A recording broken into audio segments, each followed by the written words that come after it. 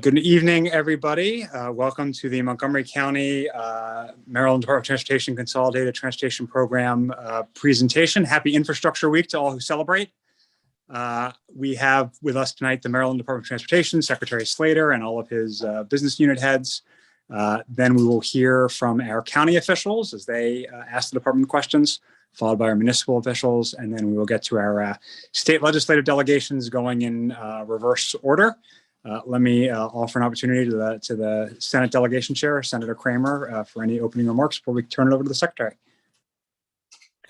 Thank you for that, Chair Corman. The only thing I would like to add to that is my thanks and gratitude to the leaders that we will be hearing from this evening. And it starts at the top with Secretary Slater. What most people think about are the big projects, major roads, major various infrastructure, but they don't think about all the little things that affect our daily lives. And I will share with you that when I have constituents that call me and it relates to the Department of Transportation, if I've called Secretary Slater, and I have been working with him for years now, when I call Secretary Slater, he takes the call and he understands how important it is that our constituents get the service that they're paying for. And I am most appreciative and grateful for all the incredible public service that Secretary Slater does and the rest of his team. And I will add that rarely a week goes by that I don't get a call with a constituent who has an issue with the Motor Vehicle Administration. And Administrator Nizer is always immediately on the job. She reaches out personally to whomever it is that is having the problem to get it resolved. And I am very grateful and appreciative for her incredible work. We've been working together since I was on the Judiciary Committee. And there were a lot of issues that we worked on together well before she was the administrator. But I would also like to add my thanks to Erica Rigby. She stepped into some big shoes that Andre Futrell left, and she's picked right up and has been exceedingly responsive to me and to my constituents. And Andre Futrell is still in the forefront on getting things done. So with that, Secretary Slater, the microphone is yours. And again, my appreciation for your public service. Thank you so much, Senator Kramer. Good evening, everyone. Thank you so much, Chair Corman as well, Chair all the members of the delegation. Thank you for having us here today. It's been quite a 25-year journey for me. So, I've been through kind of in and out and up and down this department for the last 25 years, but just thank you so much for your kind words about that and our team. I do want to just say thank you for inviting us here today. I'm going to provide an overview of our draft six-year Consolidated Transportation Plan. It's more commonly known as the CTP, and this covers fiscal years 22 to 27. Let me share a little bit about the team that's with us here today. We have from the State Highway Administration, we have Administrator Tim Smith, as well as our District Engineer, Erica Rigby.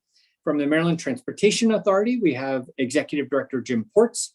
From the Maryland Transit Administration, I'm going to not read the word acting because we have Administrator Ali Arnold, who made an official appointment yesterday. We're really excited to get that out, as well as we have our Transit Development and Delivery Executive Director, Matt Pollack, who really oversees the day-to-day operations on the Purple Line, if those questions come up as well. From the Motor Vehicle Administration, we have Administrator Chrissy Nizer. From the Maryland Aviation Administration, we have our Executive Director, Ricky Smith, as well as our Planning and Engineering Chief, Paul Schenk. And then from the Secretary's Office, we do have a Regional Planner, Carrie Snyder, as well as Pilar Helm, our Director of Government Affairs. 2020 was a pretty challenging year for all of us. The COVID-19 pandemic led to significant decreases in travel and a significant drop in our revenues across the department. The good news is today that those trends have recovered in recent months. Today's travel volumes have reached and in some cases surpassed our pre-pandemic levels. During the peak of last year's stay-at-home order, traffic volumes dropped more than 50%. In the second week of October, traffic on Maryland highways was down just 6% compared to that same period in 2019. On the other hand, with Maryland's economy recovering and the supply chain trying to meet that growing demand, we have seen statewide truck volumes up more than 15% compared to 2019 levels. Maryland's toll facilities, our transactions for the second week of October were down just 2% compared to the same time period in 2019. During the peak of the stay-at-home order, our toll transactions were down 58%. Over at BWI Marshall, Thurgood Marshall Airport, we remain about 25% lower than 2019 levels, as that business travel is still kind of lagging behind that leisure travel, but our air traffic continues to grow on a weekly basis. The Port of Baltimore has really seen a robust rebound from the pandemic. You know, that consumer demand for goods and services, and Maryland has really emerged as a key hub for e-commerce on the East Coast. We just recently hosted Secretary Buttigieg, who visited the port and talked about the great progress we're doing down there. And then I just came off a visit from President Biden. So it was really great to see that national attention on the port. It truly is Maryland's port. In Montgomery County, we have a lot of businesses that use the port. Scheid Floors USA, Architectural Ceramics, Manoli Cannoli Imports. They all use the Port of Baltimore for their products and services. For more than a year over at the MVA, we've operated under an appointment-only environment to promote really the safety and health of our customers as well as our team. During that time, our agency has significantly expanded its online services through our Customer Connect program. And as a result, the appointment-only plus Customer Connect, MVA is now seeing more customers online than ever before, as well as serving more people overall than ever before. Also over at the MVA, our Maryland Highway Safety Office has also been hard at work in continuing to improve communication and transparency between our partners and to provide more timely information on the safety challenges that we have on our roadways so that we can all learn from these terrible tragedies. In 2020, there were 573 fatalities in Maryland, and one is too many. So now we will be providing monthly reports on our Zero Deaths Maryland Gov website, and it will show you the year to date of the fatality comparisons by jurisdiction so that we can all work together to try and curb these fatalities. The data will also show whether the individual was a motor vehicle driver, a passenger, or a pedestrian or cyclist. Over on the transit network, the Maryland Transit Administration has played a key role in making sure our essential workers could perform their critical duties during the pandemic. Today, ridership on MTA's core services remains consistent, and MTA continues to ensure our bus and rail services remain safe. We're getting about 60% of our pre-pandemic ridership on our core bus system, while the other modes of our light rail, our MARC and Metro are recovering a little bit slower, but we did recently resume full scheduled service on MARC and commuter bus as we're starting to see some of those workers return on site. Of course, when it comes to MTA, the Purple Line is of great interest to everyone here. Despite the challenges, and there have been challenges, we're going to make progress, and we have been able to make some progress. We continue to move forward. We took oversight of 150 plus contracts to keep the project moving, while our concessionaire PLTP worked aggressively to bring in that new design build contractor. In the interim, what we've done is we've advanced the remaining design components. We've continued to move underground and overhead utilities, which are critical for progress once they get started.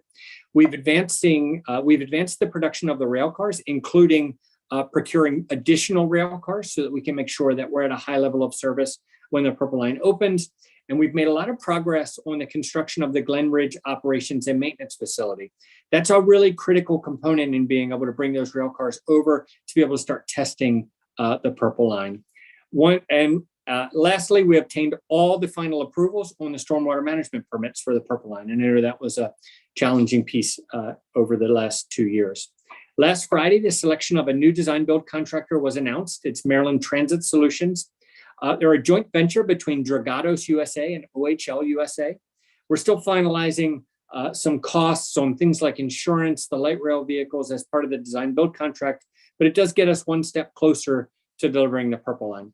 We're planning on taking this to the Board of Public Works with an updated P3 agreement that will include a new cost and schedule.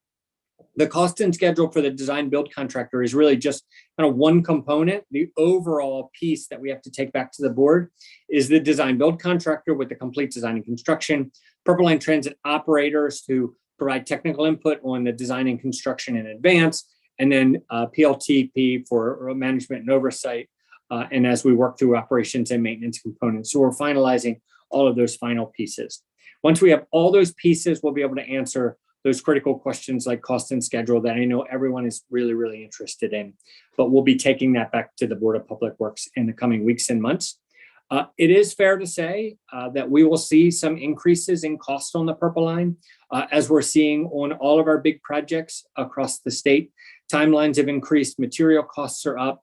We're seeing some labor shortages, and the construction industry has a lower appetite for risk than they did in 2016. So there are some factors we and the entire industry are facing in this post-pandemic market. It's a very different reality than we had in 2016. On a personal level, I think we can all relate to the increases in costs that we're seeing at the grocery store and the supply chain issues. So this is just a different scale for that. But we are confident that the design build contractor selected is going to deliver an exceptional project for us and take the time necessary to get it right. And we are looking forward to delivering the Purple Line. But the benefits of the Purple Line remain intact. It's still a huge benefit for the citizens of Maryland, and we're really excited about getting it back on track.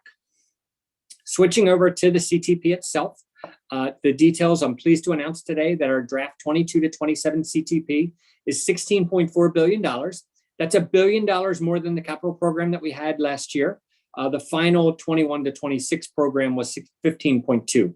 The largest drivers of the increase in revenue are, of course, the very critical COVID relief funds of $841 million that we did get from the federal government, and then revenue changes of $488 million. So the largest components of that were the motor fuel tax and our titling fees. Our motor fuel tax outperformed our models by about $255 million, and our titling fees are up 213 compared to what we had projected. So we're starting to see some recovery. This CTP focuses very heavily on system preservation, big projects, and then laying that foundation for planning and engineering. But just as important, the CTP is going to allow our system to contribute directly to Maryland's economy. More than half of this budget, $8.2 billion, is going directly into state of good repair. That's the largest percentage that we've ever had. And this is funding that's critical for bridges and rail and port and airport facilities and other infrastructure to get it into that state of good repair. But it also allows us to move forward with some of our major projects, the Howard Street Tunnel, the AB connector at BWI Thurgood Marshall Airport, our 695 triple bridges, our 695 traffic relief plan, our Purple Line, and the American Legion Bridge. I do want to kind of take a minute on the American Legion Bridge and just remind everyone that the comment period is still out there, still underway on the supplemental DEIS for Phase 1 South, which is American Legion Bridge to 370. We identified input from about 3,000 comments received so far, and we're continuing to move forward with that comment period and collect some feedback. Last week, we had 2 virtual public hearing sessions on the SDIS, and we're going to continue to work with the public and stakeholders moving forward. A little bit later in the presentation, MDTA is going to give you a little bit of an update on the toll rate setting process for the hot lanes that are proposed. But we are also investing in planning and engineering to build that shelf of projects for the next generation. Looking forward, we do believe we've weathered the worst of these COVID-19 revenue impacts and expect our revenues to return back to pre-pandemic levels by 2023. But those federal COVID relief funds were critical in helping us bridge that gap. But they're going to be almost entirely depleted by 2024. And the reason for our big focus on system preservation is that we have a significant backlog of state of good repair across our system. About $7 billion when you look at all the modes of transportation. You know, most of our infrastructure was built decades ago, and we're having to replace a lot of those assets at the same time. We have about a $2 billion backlog of state of good repair on our transit network. We have about $4 billion on the highway network, $750 million at our 2 main airports, about $100 million needed investment in our MVA facilities, and another $250 million needed over at the port. So we're looking to put that money completely to good use in that state of good repair. Finally, in this CTP, we are fulfilling our funding commitments to the Washington Metropolitan Area Transit Authority by providing $2.7 billion in this CTP. As you can tell, state of good repair investments are a top priority for us right now. But we also are going to continue on trying to make progress at the same time by building intelligence into our assets, by focusing on delivering infrastructure projects that incorporates technology and flexibility and growth, providing a safe and accessible mobility choice for all users, including our bicyclists, our pedestrians, and our transit users, and that really important relationship between land use and transportation decisions, and trying to weave that into our processes as we move forward. But really establishing that sustainable customer-focused transportation vision that thinks about that system of roadway, transit, freight, air, and port infrastructure, because that's going to be the foundation for our budgets moving forward. A big part of how we deliver that vision will involve our federal partners. As I'm sure you were tracking, we've received significant aid from our federal partners through the CARES package and the CRISA package, as well as the ARPA package. But we've been tracking that as well as the infrastructure bill that was passed at what I learned today from Senator Van Hollen, 1232, I think it was. And so they did the heavy lift, and we're super, super grateful. But the benefits to Maryland on this infrastructure package are going to be significant over the next 5 fiscal years. So in total, we're looking at about $4.1 billion in that bill that has been directed to roads and highways, another $1.7 billion for transit, another $150 million for airports, just to name a few areas. And then we also have significant money that's coming into Amtrak and passenger rail that will directly benefit Maryland. And these figures include some of what was previously in the forecast. But if you just look at the additional funding, we're anticipating about $1 billion more on highways and bridges, about $200 million more at MTA for our transit services, and about $140 million more for Maryland Aviation, plus a tremendous amount of discretionary opportunities. But we expect significant investment across the state. While we are still working with our federal partners on kind of the timelines for when we're going to be able to access the dollars, our expectation right now is they're going to take over the next 6 to 8 weeks to work on kind of what federal buckets these go in, how they are going to administer the dollars. But we think after the first of the year, we're going to start to see those dollars start to flow a little bit and be able to be in a position to steer some of those investments pretty quickly. Recently, the governor announced about $16.8 million in grants to support our bike and pedestrian projects across the state. Thanks to the Kim Lanfear's Bike Network program, Montgomery County Department of Transportation is going to get a $52,000 grant for planning and concept designs for a bikeway network that's going to connect the Bethesda Trolley Trail and the North Bethesda White Flint Metro to Twinbrook Metro. Tacoma Park is going to receive about $254,000 for the final design of a bikeway along New Hampshire between Auburn Avenue and Poplar Avenue. And then Montgomery County will benefit greatly through our Transportation Alternatives program. They're going to receive about $3.6 million to construct 2,500 linear feet of 8-foot wide shared use path along 355.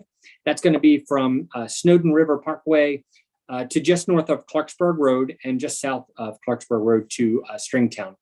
And they're also going to receive about $46,000 to construct some pedestrian safety improvements at the intersection of 188 and Cordell Avenue, and receive another $20,000 for some work at 187 and Cordell for a pedestrian beacon. At this point, I'm going to take a pause. I'm going to turn it over to Administrator Tim Smith at the State Highway Administration to talk a little bit about their program. We're going to have all of our administrators give a quick update on their program, and then we're all going to be here to answer any questions that you may have and have any discussions that you may have. So thank you, and I'll turn it over to Tim. Thank you, sir. Good evening to our state elected officials, as well as our county council members. As the secretary said, I'm Tim Smith. It's a pleasure to be here and an honor to lead the state highway team. Last year, our team focused very much on maintaining our existing construction and maintenance program while working through the pandemic following proper health practices. So What that allowed us to do was focus on delivering some great beneficial highway transportation projects, and a few great examples of those right here in Montgomery County include right there along I-270. We've continued to implement innovative congestion management enhancements. That's a $132 million package that combines both geometric as well as technology improvements that will result in more predictable and consistent commutes for hundreds of thousands of commuters on I-270 each day. So that package includes ramp metering on 22 northbound and 23 southbound entry ramps. So State Highway activated those 23 southbound ramps this past September, and we're anticipating activating the full system next year. In Hightstown, we completed a replacement of the 95-year-old bridge there over Little Bennett Creek. That was a $12 million investment, and we completed that this past spring. In Clarksburg, we were partnering with Montgomery County, and we completed a Maryland 355 intersection right there at West Old Baltimore Road. That project included realigning West Old Baltimore Road, some drainage improvements, sidewalk, ADA compatible ramps. We included a shared use path along with culvert replacements, some signal construction, along with a water line. So that was a $13 million project, which the county contributed $7 million. And like I said, we completed that this past spring. And in Bethesda, well, we completed the Maryland 190 improvements there at Brayburn Parkway. That was just under a $2 million improvement that was very focused on safety for pedestrians, including the students going to Walt Whitman High School, as well as motorists. And as the secretary mentioned, we're definitely pivoting from where we were pre-pandemic, and especially with this infrastructure bill, we're kind of looking at what that means for State Highway. And I kind of wanted to emphasize just kind of three main areas as we build our shelf of projects for this next coming wave is really three areas. One's asset management or state of good repair. The second one's accessibility or safety. And the third is mobility. So let me dive down a little deeper into some of those. So projects with an asset management approach are really geared to provide kind of a long-term, but a sound transportation infrastructure for the next generation. That's really what we're thinking about. So we're trying to make the best decisions now using a long-term mindset. Accessibility projects are really about our vulnerable users, like pedestrians, bicyclists, scooters, as well as those using motor vehicles. So we're trying to connect them to life's opportunity, but also do that safely. So when the Secretary Slater was in my role in 2019, we introduced the context guide, but what we're trying to do now is fully implement that. So what that really means is building flexibility into our existing planning concepts and designs that can address the major issues for those vulnerable users. It's a bit of a culture shift for us, and I know I've spoken with several elected officials about this and how we transition and get that to a better place now. But it's an entire for the entire Maryland roadway industry, it's a bit of a culture shift. But we know by improving our procedures and how we plan and design through the lens of a context guide, as well as a Vision Zero goal, we can make our roadway safer for everyone. Mobility, the Secretary mentioned it, is just about, from our perspective, really about using technology. It's about utilizing our existing footprint and using those intelligent transportation systems like traffic cues, speed detection sensors, cameras, to make more efficient use of our existing highway infrastructure and being more environmentally friendly. And just the real big reason why we have the CTP tours and have these type of events is really just to meet with our stakeholders, gather your input, gather your feedback and insights, and use that to make the best decisions with the resources we have available. So I look forward to hearing your comments on that. So thank you for your time, and I'm going to turn it over to our teammate at MDTA, Jim Ports. Okay, great. Thanks, Tim. For the record, my name is Jim Ports, Executive Director for the Maryland Transportation Authority, better known as MDTA. This year, the MDTA made great progress in preserving Maryland toll facilities and developing projects and studies to serve Marylanders into the future. In May, the MDTA announced the opening of the first public comment period as part of the toll rate range setting process for proposed hot lanes for Phase 1 South, the American Legion Bridge, I-270, I-370 project. The MDTA held in-person and virtual hearings in July, and the first public comment period for the proposed toll rate ranges ended in August. A second public comment period was held September 30th through October 28th to receive feedback from MDTA staff recommended toll rate ranges. And as a result of comments received during the first comment period, The recommended toll rate ranges reflect a new base minimum per mile toll rate of 17 cents per mile, which is lower than the 20 cents per mile proposed in May. The 17 cents per mile is consistent with the base off-peak minimum per mile rate for the ICC. And on November 18th, the MDTA will vote on the final staff recommended toll rate ranges. Members of the public can sign up to speak in person at that meeting before the board members vote. And information on sign up is on our website, mdta.maryland.gov. In February, the Tier 1 draft environmental impact statement for ongoing Chesapeake Bay crossing study was made available for public view and comment at baycrossingstudy.com. The MDTA held in-person and virtual public hearings in April, and comment period ended in May. We expect to identify a selected corridor alternative and publish a combined final environmental impact statement and record a decision in the winter of 21 and 22. The MDTA implemented temporary all electronic tolling statewide in March of 2020 as part of its COVID-19 response, and we made all electronic tolling permanent in August of 2020. Construction for the highway speed all electronic tolling and new gantries and the removal or partial removal of the existing toll plazas is underway at the Fort McHenry Tunnel, JFK Memorial Highway, and the Nice Middleton Bridge. A study is also underway for the I-895 Baltimore Harbor Tunnel Plaza and interchange improvements, which will allow MDTA to bring highway speed all electronic tolling to the Harbor Tunnel. As you know, the MDTA launched Drive Easy MD, the new home for all things tolling in Maryland. The April launch of Drive Easy MD included new website, web chat, customer call center with expanded hours, text notifications, and more. Customers can now pay their tolls with Easy Pass, pay by plate, or video tolling. And I would say that Easy Pass is the best option. It gives you the most discounts for all Maryland Easy Pass users. The Easy Pass Maryland customers continue to receive the lowest Easy Pass rates with savings up to 77%. More features such as additional vehicle classes with lower toll rates and mobile app are coming soon.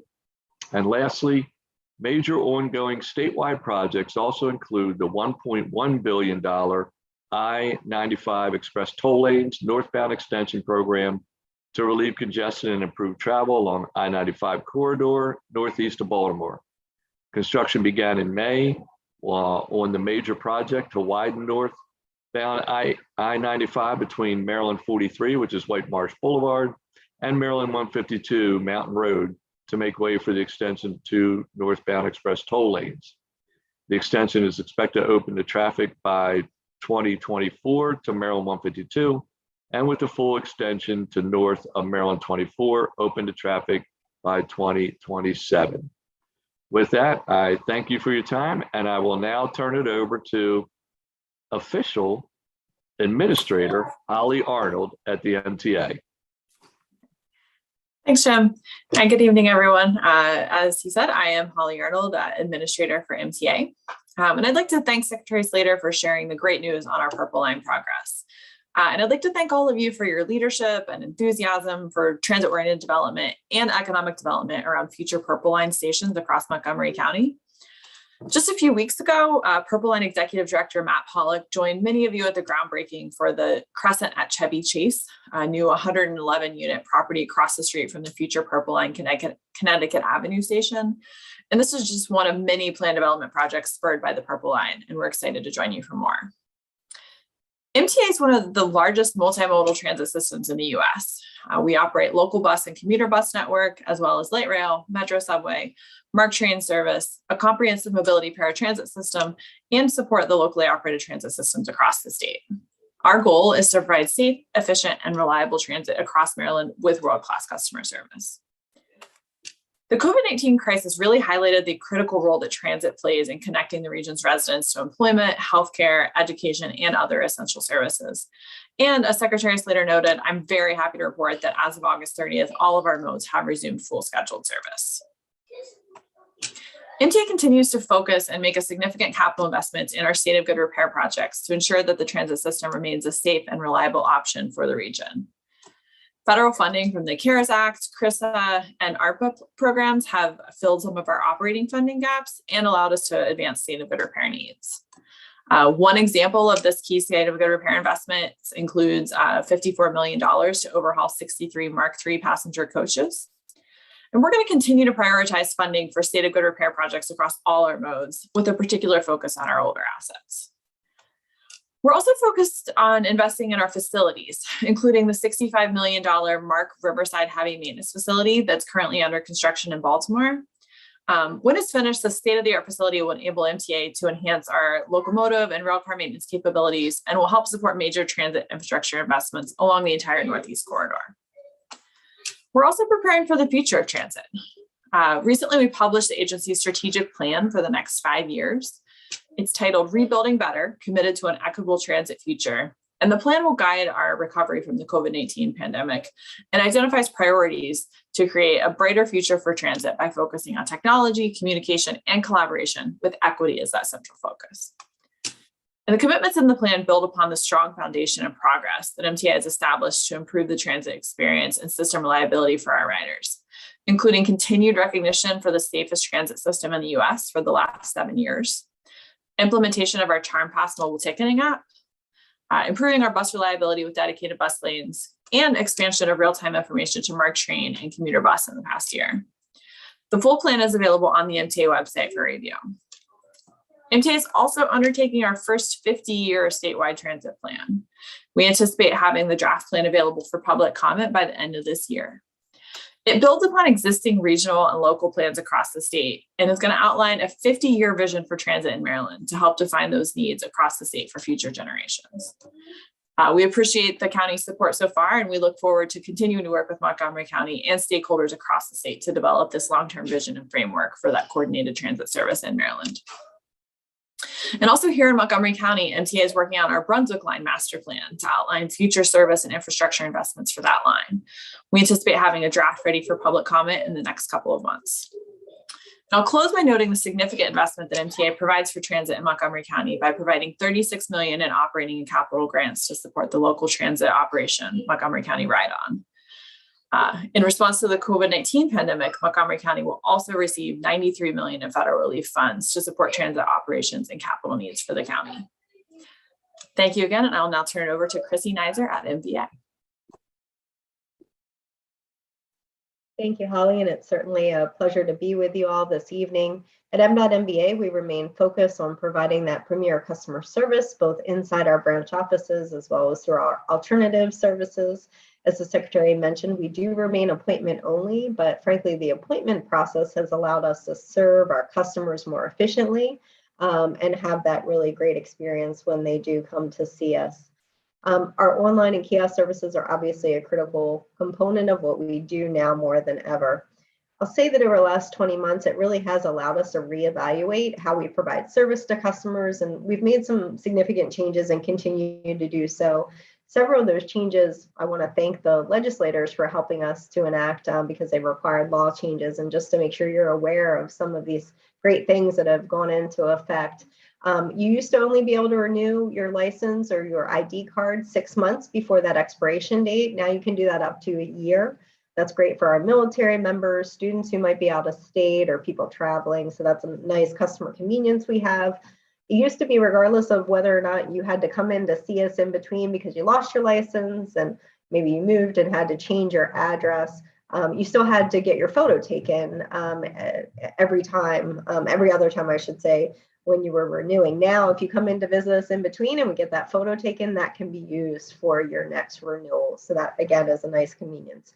And for your vision certification, we increased the period of time that's good for from 1 year to 2 years. That's consistent with industry standards. So again, that allow people to renew alternatively more because your doctor can actually submit those results to us electronically, or they can fill out the form as they've done in the past. But just more ways that we enable those online transactions to occur. The statistics that really show that people are taking to those transactions. So when you compare March to August of 2019 to this year, the increase is actually 45%, which is pretty remarkable. In part, that is because of our new IT modernization system called Customer Connect. We did implement phase 1 in July of 22. That was essentially our vehicle related system. And we're really excited about getting ready to deploy our driver system that's coming up on December 6th. That really will give us that full deployment, that 360 view of the customer we've talked about for a long time. So regardless of what agent waits on you, they'll be able to see all your MBA records. You'll actually have the ability to establish an online account with us where you can see all your vehicles, all your driver license. You can see if you're a CDL driver, your medical certificate, and any endorsements that you might have, any correspondence we sent you. So it really allows the customer to take control of their MBA experience and have more information right there at their fingertips. So we're really excited about that. I do want to give everybody a heads up that due to that system modernization, we will be closed on Friday, December 3rd. We've been putting out all kinds of notices to the public, but just in case you hear anything from your constituents, it does help that we are appointment only, so we're able to control. Obviously, nobody's making an appointment that day, but just so you're aware in case you get any questions coming into your offices. Some of the other good things that are coming with that deployment. So our driver's license number, you might also have heard it called a SoundX number. It is an algorithm made up of the first letter of your last name and your date of birth, and many of you are familiar with this. Unfortunately, like most formulas, smart people figure out how to replicate that, and there are websites out there that show you how to figure out somebody's SoundX number if you know enough information. So with our deployment, we'll be going away from the SoundX number. We'll be going to what we are calling a new Maryland ID, which is a randomly generated number. That number will stay with you regardless if you change your last name or have to make another modification to your record with us. And again, that'll be much more secure. The reality is we know your driver's license number is used for many more things than just your MBA service. And so we take that very seriously. So we're excited about that security improvement we're making. Also for our commercial drivers, currently they're only able to get a 5-year license, where our non-commercial licensees can get an 8-year license. When we go to Customer Connect, they'll also be able to get an 8-year license. So for our commercial drivers, trying to make sure that they have all those important conveniences, because we know they're on the road frequently, and that can be challenging. I know the Real ID has been a significant issue we've talked about over the years, so I want to provide a quick update there. We're actually up to 84% Maryland residents being Real ID compliant, which is just phenomenal. I've been really impressed with how Marylanders have responded. We are one of the highest in the country in terms of that compliance rate, but the federal government has pushed off the date for obvious reasons due to the pandemic and concerns with travel.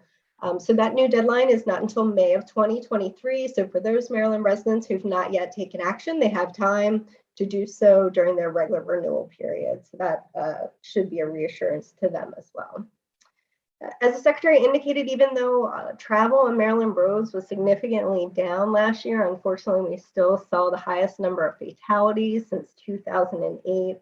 And really concerning is seeing that high rate of speed on the roadways, as well as dangerous driving behavior. Even on major roadways, we've seen several instances with just behavior that should never happen on a roadway. We are really excited about the enhancements Secretary Slater referenced in terms of our Zero Deaths MD website. I would encourage you to go there and let us know what your thoughts are. It does show that breakdown, as he mentioned, in terms of the individual. It also shows a county by county breakdown. There's some more detailed information that you can get into if you want to. So I'd love to hear feedback about that.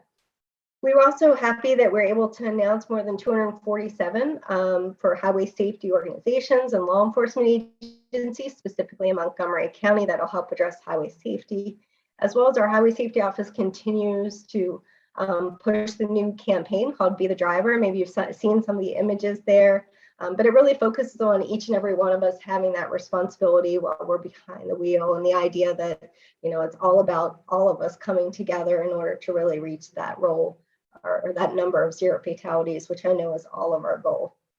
And whether it's highway safety or customer service, we really are focused on being the best in everything we can do. I certainly appreciate Senator Kramer's kind remarks, but the reality is I'd like there to be a day when he doesn't get those calls coming into the office, and that's when I really know I've done my job.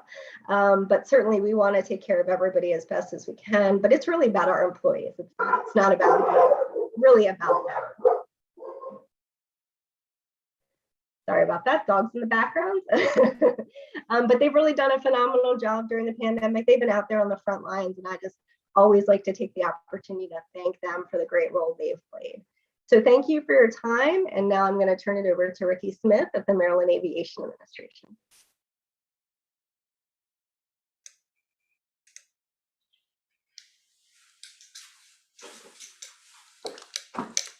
Good evening. The order caught me off guard. I actually thought that the port might be before me, so you're catching me put on my suit jacket. So let me find my page. Sorry about that.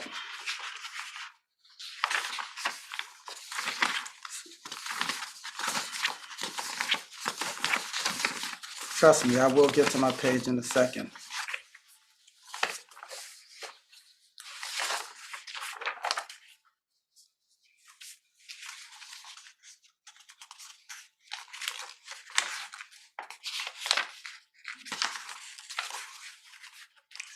And actually, looks like I do not have my page.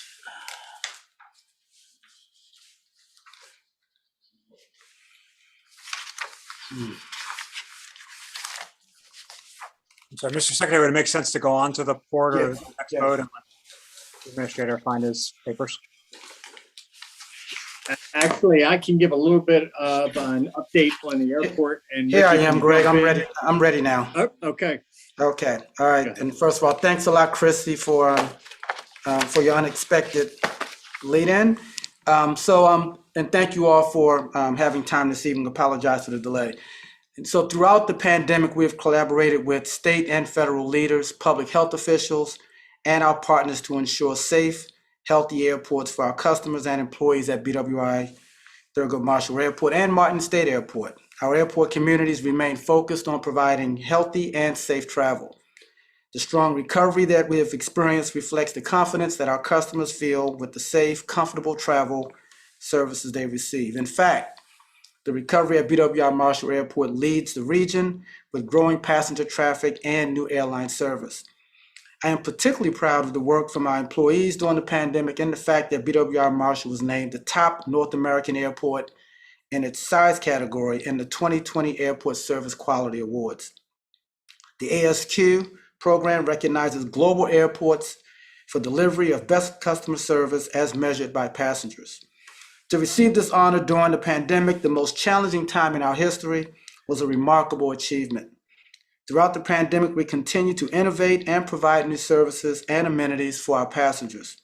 For example, the $48 million 5-gate extension of Concourse A that offers new food and retail concessions, upgraded restrooms, and more capacity for Southwest Airlines. And our new state-of-the-art electric vehicle charging stations, which are an important collaboration with BGE to boost charging infrastructure in our region. Moving forward, our capital program remains focused on improving facilities and services for our customers while creating opportunities for domestic and international air service. System preservation and resiliency are major focal points for MAA's capital program. Driven by the need to provide exceptional service to our customers in the safest, most reliable, and efficient manner, system preservation projects include an airport-wide restroom renovation program, aviation fuel storage replacement and expansion, electrical feeder replacements, airfield lighting vote upgrades, and passenger boarding bridge replacements. Additionally, as a designated general aviation reliever to BWI Marshall, improving the facilities at Martin State remains a key component to maintaining an efficient regional aviation system that balances the needs of commercial, corporate, personal, emergency response, and military aircraft operations. After a short pause due to the pandemic, we are moving forward with key major multi-year terminal improvement to the center of operations for Southwest Airlines, the largest airline partner at BWI Marshall. The Concourse AB connector and baggage handling system project will transform a major portion of the airport, creating an enhanced travel experience for passengers and supporting future growth for Southwest. The improvements will include direct concourse to concourse connectivity for passengers, new food and retail concessions, modern restrooms, and expanded airline hold rooms, all sitting atop a new state-of-the-art baggage handling system. This large-scale project will be largely funded by airport revenue bonds, which we issued for the first time ever this past summer. The bond issuance was well received by rating agencies and investors. We also are moving forward on major site preparation and utility work that will support construction of a major aircraft maintenance facility for Southwest Airlines, the first such maintenance hangar in the Northeast for the carrier. MAA will continue to support aviation and airports across Maryland by working with our 35 public use airports in the state. For the statewide aviation grants program that provides important state funding and support for airport improvement projects, MAA intends to administer some $1.6 million in grants during fiscal year 2022 for regional airports across Maryland. I want to thank Secretary Slater for his continued support for aviation across the state. As the global aviation industry continues to recover and rebound across MAA, we are working to provide excellent service for our customers. We remain committed to excellent service and convenience for our customers at BWI Marshall and Martin State Airport. With that, I'll turn it back over to Secretary Slater. Greg. Thank you so much, Ricky, and thank you to the whole team. But we are thankful for being here today, and we're happy to answer any questions you may have. I was going to turn it back over to the county executive, but I do want to make sure he's on. He was chatting with me that he had to jump off to another call, but he was going to jump back on. But Great, Mr. Secretary. Thank you so much. Thanks to you and your team for the thorough presentation as always, and congratulations to Ali Arnold. We should have said that up front. If the county executive's not on, we're actually going to do the whole county panel, I think, at the same time. Okay. So if it's not available. Council President Hooker and I think Councilman Reamer are on. Just a reminder to our county colleagues, we don't have formal time limits for this, but there's a lot of people who have questions and concerns they want to express as well. So I think it looks like we're going to start with Council President Hooker unless the county executive chimes in. I hear you loud and clear, Mr. Chairman. Glad to see everybody tonight. Thank you so much for having me and inviting me to speak tonight on behalf of the council members. I know Councilmember Katz and Reamer are here and maybe others that I haven't seen. As Council President and Chair of the Transportation and Environment Committee, let me first thank you, Delegate Corman, and new Chairman Kramer, congratulations. Secretary Slater, great to see you as well, and all of our terrific senators and delegates. It's great to be with all the administrators. Congratulations, Administrator Arnold, and all the local officials that are with us tonight and all the partners as well. As you know, Montgomery County is the state's most populous jurisdiction, the state's largest local economy. Over 1 million residents call Montgomery County home, and hundreds of thousands more from neighboring jurisdictions commute and travel through our boundaries. And they're all counting on us to ensure that we move all our residents and workers through our county safely and efficiently. So that's why we're all thrilled about the historic infrastructure bill. I'm excited that 1.7 billion of the 6 billion coming to Maryland is designated for improving and expanding our public transit. I'm very hopeful this investment will go toward truly sustainable, multi-generational improvements to enhance connections between our region's job centers, neighborhoods, and essential workers by public transit. I'm excited for what this means for critical projects that are already in the works. My kids, like yours, Mr. Chairman, have developed a lot of expertise on the Purple Line due to my rambling monologues as I pass construction sites on their way to school. So I'm looking forward to boring them with details about many more projects that you all will deliver in the coming years. Let me get right to it. First, Mr. Secretary, it's great that the new construction partner has been selected to complete the Purple Line. Our constituents, as you know, have put up with years of delay and disruption, so we look forward to seeing that project move forward expeditiously. We're very eager to see an updated timeline for the Purple Line's completion and more details on the $375 million in the CTP. In terms of WMATA, we ask for the state's assistance in funding our 2 top WMATA priorities. Those are critical to regional connectivity, particularly in areas where residents rely heavily on public transit. The first is the new north entrance to the White Flint Metro, estimated to cost $35 million. We've already budgeted 25% of that. We hope to find a private sector partner for the rest. We also ask for state support of implementation of Metro Extra service on Maryland 586 and 355 between Wheaton and Montgomery College, until which time the Veers Mill Road BRT line can be funded and built. And speaking of BRT, as you know, we have plans for several major corridors within Montgomery County, most of which are state highways. These include Veers Mill and 355. They expand to New Hampshire Avenue, University Boulevard, and other major corridors in the long term. MCDOT is currently performing preliminary engineering and design for Veers Mill Road, Maryland 586 and 355. And once that's completed, it will be very important to receive state funding to move those projects forward to final design and construction phases. We're also working to improve the existing Flash BRT service on US 29, which has been very successful. And of course, there's interest, as you know, Mr. Secretary, from Howard County in connecting with that as well. And we just had the speaker there just a couple weeks ago to tour that facility, which has enormous project for the whole eastern side of Montgomery County and Howard County as well. Also, the Great Seneca Transit Network is another project MCDOT has developed as a near-term solution that provides greater direct, safe, and affordable transportation to connections in the area. We're working to advance the planning and design and implementation of that network as well. Those corridors connect some of our most high-density communities and equity emphasis communities and high needs Vision Zero communities. So they check a lot of boxes. Bringing those projects closer to completion are vital for the future of economic county and the economic success of the state.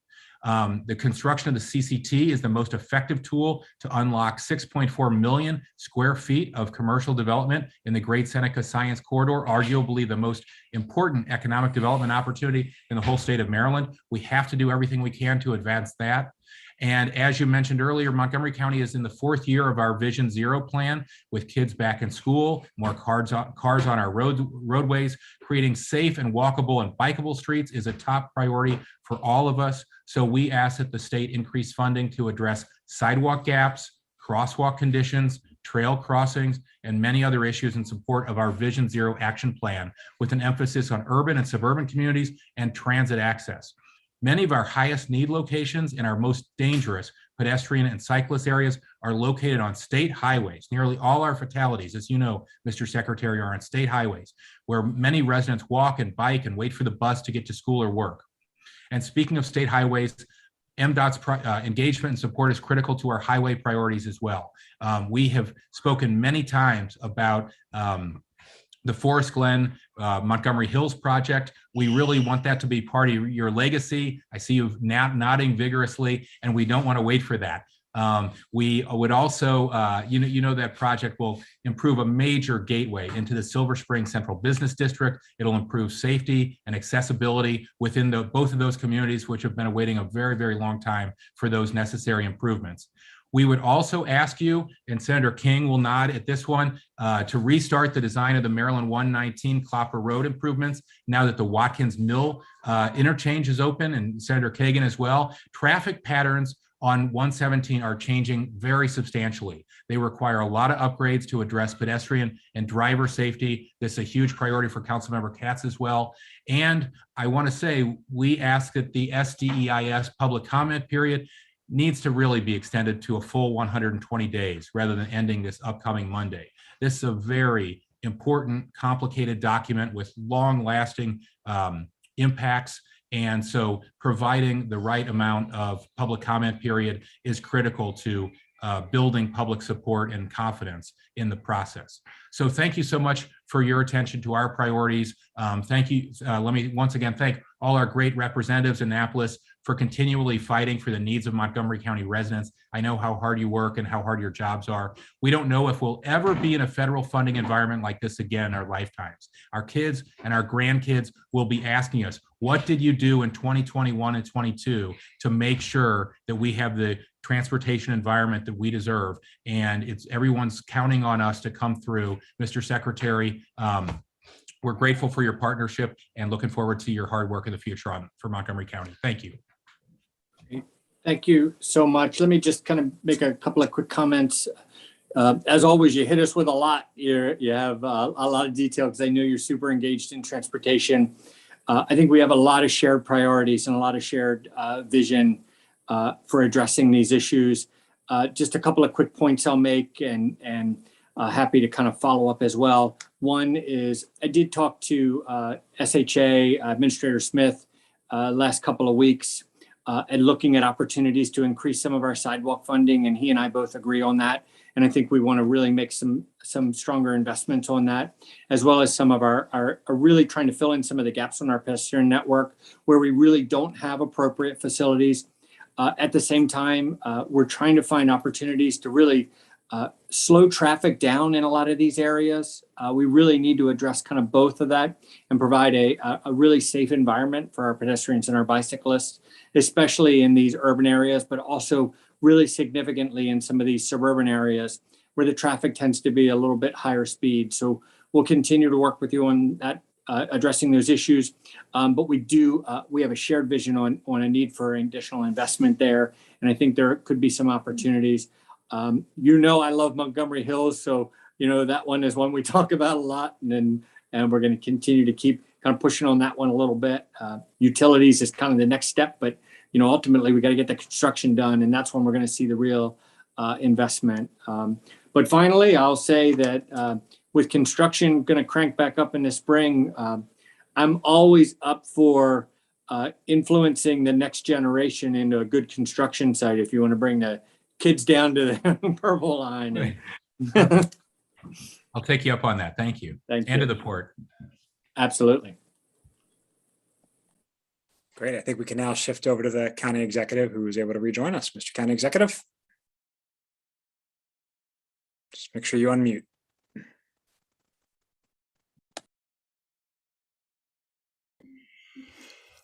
So thank you very much. I want to thank MDOT and SHA for their engagement and offering us this chance to comment. And I want to thank all of our senators and delegates for being here to pay attention. Hopefully this helps inform the discussion that we're going to have going forward with the state. We continue to be, let's start with things we're happy about. Cooperating with the state, particularly on state highways and achieving speed limit reductions on state highways has been a big thing. Efforts to improve bicycle and ped safety, like the old Georgetown road diet, that's a big thing for us. And engagement in bus stop safety audits and county-led safety improvements are also important. I want to thank you for our discussion about being able to use those wonderful little cones that can be used to make the pedestrian crossings and intersections safer without spending a lot of money redesigning the entire intersections. This is significant. I find it very useful, and I'm very hopeful that we get to continue doing this. And I think it's going to make a big difference in the county. So we're beginning to see the first ones here. I got envious because I was seeing these in the District of Columbia. And I was like, well, if I'm going to see it there, I should be able to see it here in Montgomery County. And so that opportunity for us is really important. We are interested in getting, more support for expansion of automated traffic controls, for speed enforcement, for red light running, for bus lane use, which is only going to become a bigger issue in the county. We know that enforcement of bus lanes is absolutely critical to being able to make a bus rapid transit system actually work. And if we can't do that, we are going to struggle to achieve the things that we've been trying to achieve with that. We are anxious to move forward with some of the other smaller projects in the county. I want to thank you for getting the purple line to the point that it's actually at right now. That's another project that at least is back on track. We're hopeful we can see this sooner rather than later. And hopefully you've been able to bring in a partner that will be able to finish the job expeditiously.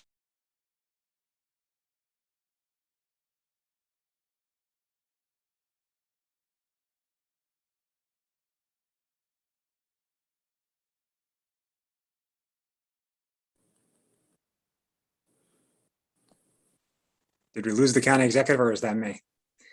I think we did. The county executive. We lost him. Okay, I obviously will give him a chance to continue, but Council President, the only other council member who signed up was Councilman Reamer, so I'll turn it over to him with that. Thank you. Thank you. All right, well, thank you. Perhaps the county executive will rejoin us here momentarily. Thanks for the opportunity to share comments with you tonight, the Department of Transportation and our spectacular delegation. It's great to be here. I'm just going to focus on the question of delivering a priority transit project for Montgomery County with toll revenue from the American Legion Bridge and 270 projects. In July of 2021, the majority of the Montgomery County Council agreed with the Maryland Department of Transportation to support adding toll lane capacity to the American Legion Bridge and I-270, consistent with our longstanding position and previous master plan votes. As part of that process, the council secured an agreement from Secretary Slater and the governor to use toll revenue from the project to build a high priority transit project in Montgomery County. This agreement was memorialized in the resolution adopted by the Council of Governments Transportation Planning Board. Referring to the finances of this plan, the TPB resolution that we voted for said that MDOT will work collaboratively with Montgomery County to develop plans for construction, final delivery, and operation funded through ongoing toll revenue of a priority transit project such as Phase 1 of the Corridor Cities Transitway, Bus Rapid Transit in the Maryland 355 corridor, or other high priority projects. This funding agreement represents an important step forward to address the transportation needs of Montgomery County, and particularly the Up County. It was not long ago that the state had removed construction funding for the Corridor Cities Transitway entirely from the CTP. We understand that financing for the project is contingent upon contracts that have not yet been signed, meaning that the revenue sources are not yet available to program the project. We also recognize that the county has not yet designated the priority transit project that it wants to build. With that in mind, our county and state should work together to finalize a memorandum of understanding this upcoming winter, 2022, signed by the county and state that will specify the county's designated priority transit project and the state's financing plan for that project as the culmination of a public engagement process that will also include public hearings. As you know, the Montgomery County Council will soon begin reviewing transit options through our Corridor Forward Functional Master Plan. This process will provide valuable analytical and public engagement resources for our work together. Bringing a bus rapid transit to 355, for example, would help Montgomery County move forward with many important goals. It will enable us to transform Rockville Pike from a suburban highway to the spine of a thriving city. It will enable an alternative to driving and help create more jobs locally so that our Up County residents do not have to commute such long distances. It will provide a way for our future growth to be more transit focused, since current transit service there is inadequate to support transit-oriented development. We look forward to working with you in a collaborative manner to deliver the kind of transportation investments that this county has been seeking for decades. As we work through this process and reach agreements, we would like to see the final CTP reflect those agreements. Thank you. Thank you so much, Councilman. Let me just kind of touch on a few of those points because I think there are a couple of really important ones as well. So we're absolutely committed to working with you on that. There are three kind of components to transit as part of the project that are our focus, and that's one big part of it. But there are two other parts as well, and so we're happy to work with you on that. The real vision in that corridor is that it needs to be a multimodal corridor. I think back probably 10 years ago when we originally did the 270 CCT project together, that was the vision then, and that's what it needs to be now. So the real vision is to try and find a transit project that can work in conjunction with that and really make that a multimodal corridor. And we are absolutely committed to working with you on that one. The other two pieces that we are working through as part of the project is one, in the NEPA document, there are some smaller kind of transit pieces, and that's parking garages and transit facilities and those types of things. And they're smaller kind of pieces and components of the project. They're separate from what you're talking about there and in conjunction. But then the third part that we haven't really talked a whole lot about is kind of working in collaboration with Virginia to be able to provide some transit service, some frequent bus service between the two states using ultimately the HOT lanes and being able to provide that service in partnership with Virginia. So it's really about kind of those three buckets. And then as we work and get that advanced, so the idea is we get there and we come to a consensus on what that transit project is going to be. We get to a financial close on that development rights fee. We're able to program those engineering dollars, get that started, and then lay out that whole plan of operations and construction and lay that out, working in collaboration. And I'm glad to hear that you're really thinking about this through a public engagement standpoint. I've been watching very closely the corridor forward progress over at Maryland National Capital Park and Planning, because I think that can really inform a lot of the decisions and really the direction that we want to take, because I do think that has a pretty thoughtful public engagement process as well. And, you know, at the end of the day, it's just not a couple of us kind of saying, let's do this project or this project. It's more of a real thoughtful planning process on what's the best complementary transit project to move up and down the 270 corridor. So I'm happy to continue to work with you on that and continue to see how we move that forward. Thank you, Mr. Secretary. I appreciate that very much. Great. Thank you, Councilman. Council President, do you have one last thing before we shift to our municipal partners?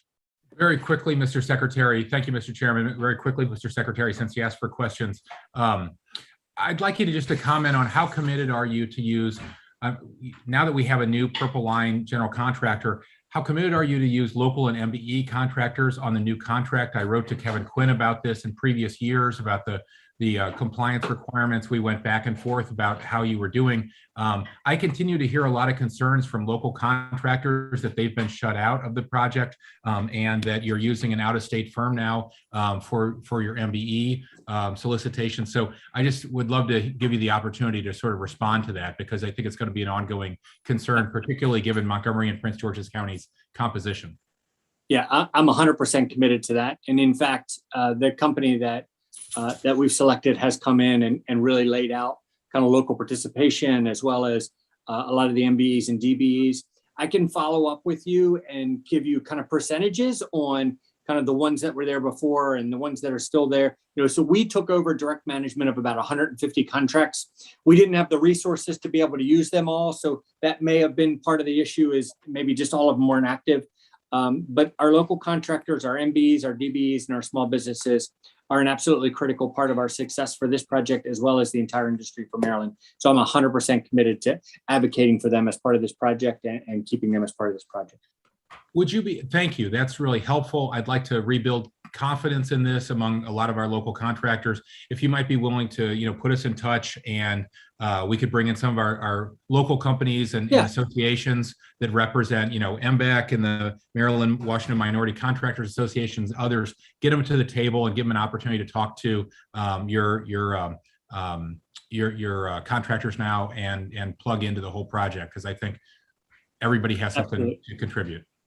Absolutely, we can. And so, you know, our labor agreements are all still in place as well. So, you know, we'll continue to work through that. But I think that's a great idea. We'll see if we can get to the point where we can facilitate almost like a meet and greet or a workshop or a get together with our new design build contractor and some of the local firms. And, you know, we can use Metropolitan Washington with their great leader, Wayne Frazier, and some of the businesses there, as well as groups like Maryland Transportation Builders Association. Happy to do that.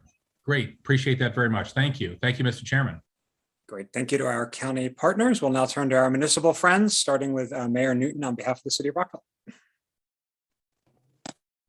Great, thank you. Delegate Corman, good evening, and thank you all for the opportunity to comment on behalf of the City of Rockville. And thank you very much for the update on the CTP and the positive news for the Purple Line and the ongoing payments to Ramada. We know how important that is. We may not be supporters of the I-270 495 P3, but we are supporters of good planning and equitable options for all Marylanders to have safe and accessible transportation options in every sector. Some of what I'm going to say tonight has been said before. This is a boondoggle, the P3. It's a disaster for equity and for our climate, and it is a waste of taxpayer dollars. And I see the smiles, but yes, it is going to be a waste of taxpayer dollars. As Administrator Smith mentioned earlier, the I-270 Innovative Congestion Management Program is 77% complete and cost $132 million. He mentioned the ramp metering, but also mitigation that has been put in place as additional auxiliary lanes between interchanges, extension of acceleration and deceleration lanes, and reconfiguration and restriping of existing lanes. They've all combined to maximize traffic operations on the 34.4 miles between 495 and 70, which is the same 34.4 miles in the I-270 P3. So what happens to all of that work that you all have just done, which actually has eliminated a great deal, if not all, of the congestion between 370 and 495. This 132 million on the Innovative Congestion Management Program is in addition to the 45 million that the Board of Public Works just approved last week as supplemental to the 90 million previously approved by the BPW for the P3.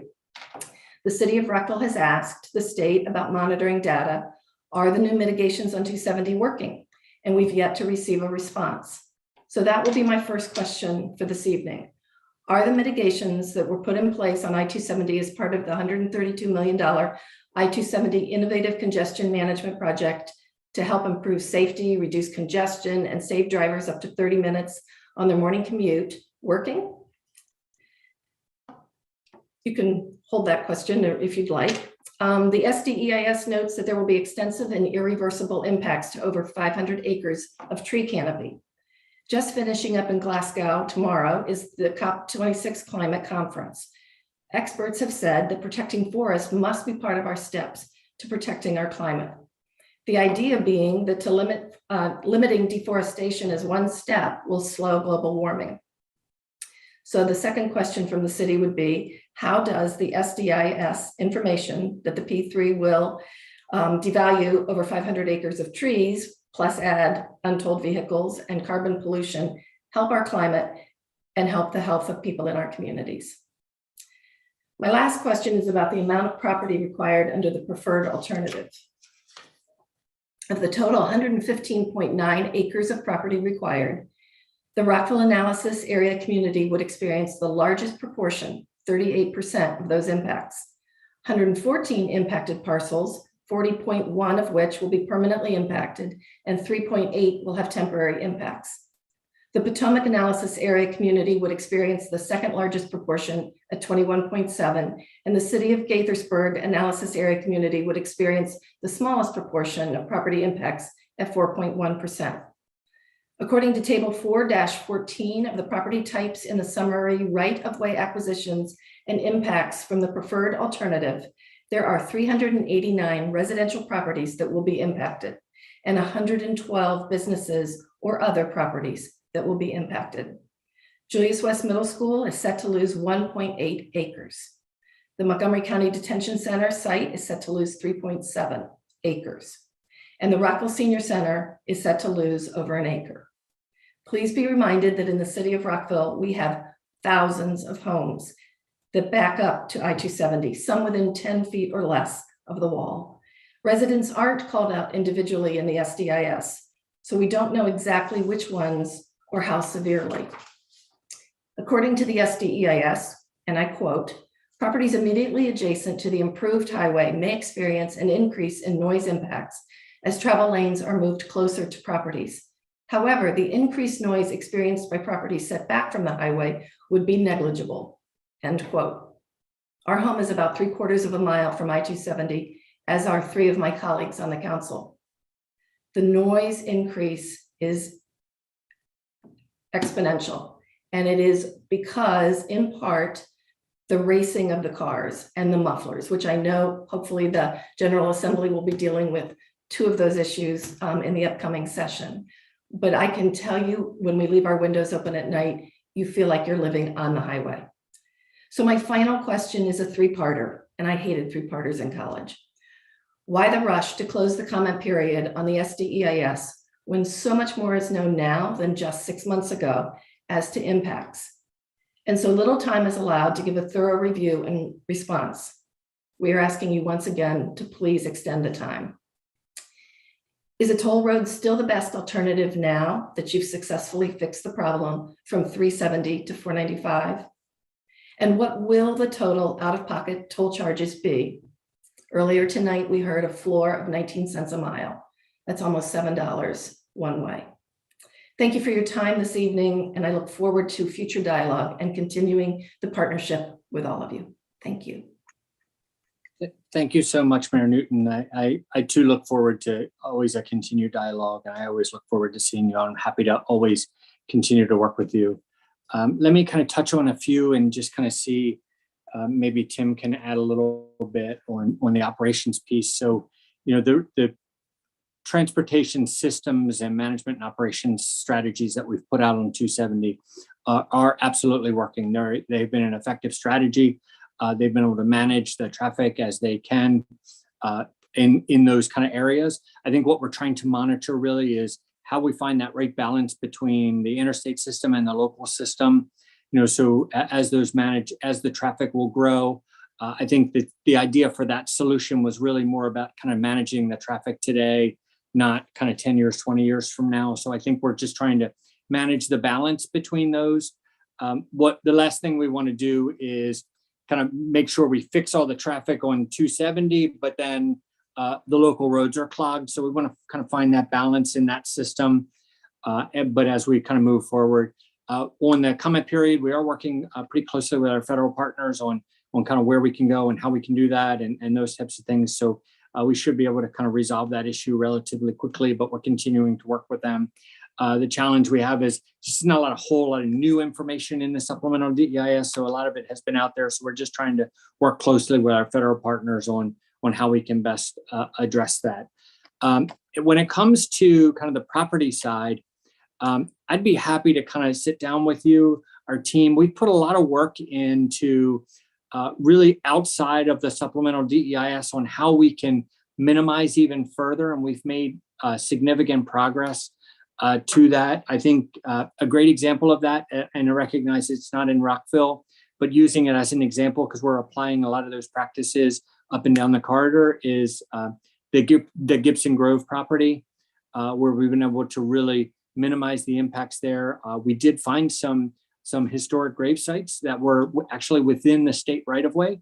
And so we actually we were able to move that back and not impact that property at all. And it's our intention to make that property whole and work very closely with the church and the caretakers there to see if we can, what I'll say, right that wrong when the Beltway originally went through that area. But I'm always happy to continue to work with you. I'm always happy to even kind of sit down and go through plans and kind of work through some things and share as much as we have and just be an open book. I hope you know that, but I'm happy to continue to work with you. Yeah, you've always been, and really, we'd like to drive this conversation a little bit differently. So I thank you for that and for your time tonight. Thank you. Thank you. Great. Thank you, Mayor Newton. We'll now turn to Councilman Harris on behalf of the city of Gaithersburg. Thank you very much. First of all, I apologize for my voice. I came down with a touch of laryngitis just in time for this session, so I will try to do my best. First of all, I'd like to thank the secretary and state staff, as well as the county elected officials and the state elected officials that are here. Working on transportation is something it's actually one of the prime reasons why I stood for elective office 7 years ago. And it's been a long struggle that will be ongoing, considering the very significant transportation challenges we have in this region. So first of all, we would like to thank Councilmember Hucker for teeing up a couple of our subjects. First of all, Highway 117. Phase 1 was completed some time ago, but phases 2 and 3, which extend as far as Long Draft, are not in the plan at this point. We would like to see something done about those for a number of reasons. First of all, with the Watkins Mill interchange, which we're very happy to have, traffic has considerably increased. And there were a number of plans involved in that corridor, including the concept of expanding the use of the Metropolitan Grove MARC rail station, perhaps for a bus O&M facility as part of the potential CCT and other BRT plans.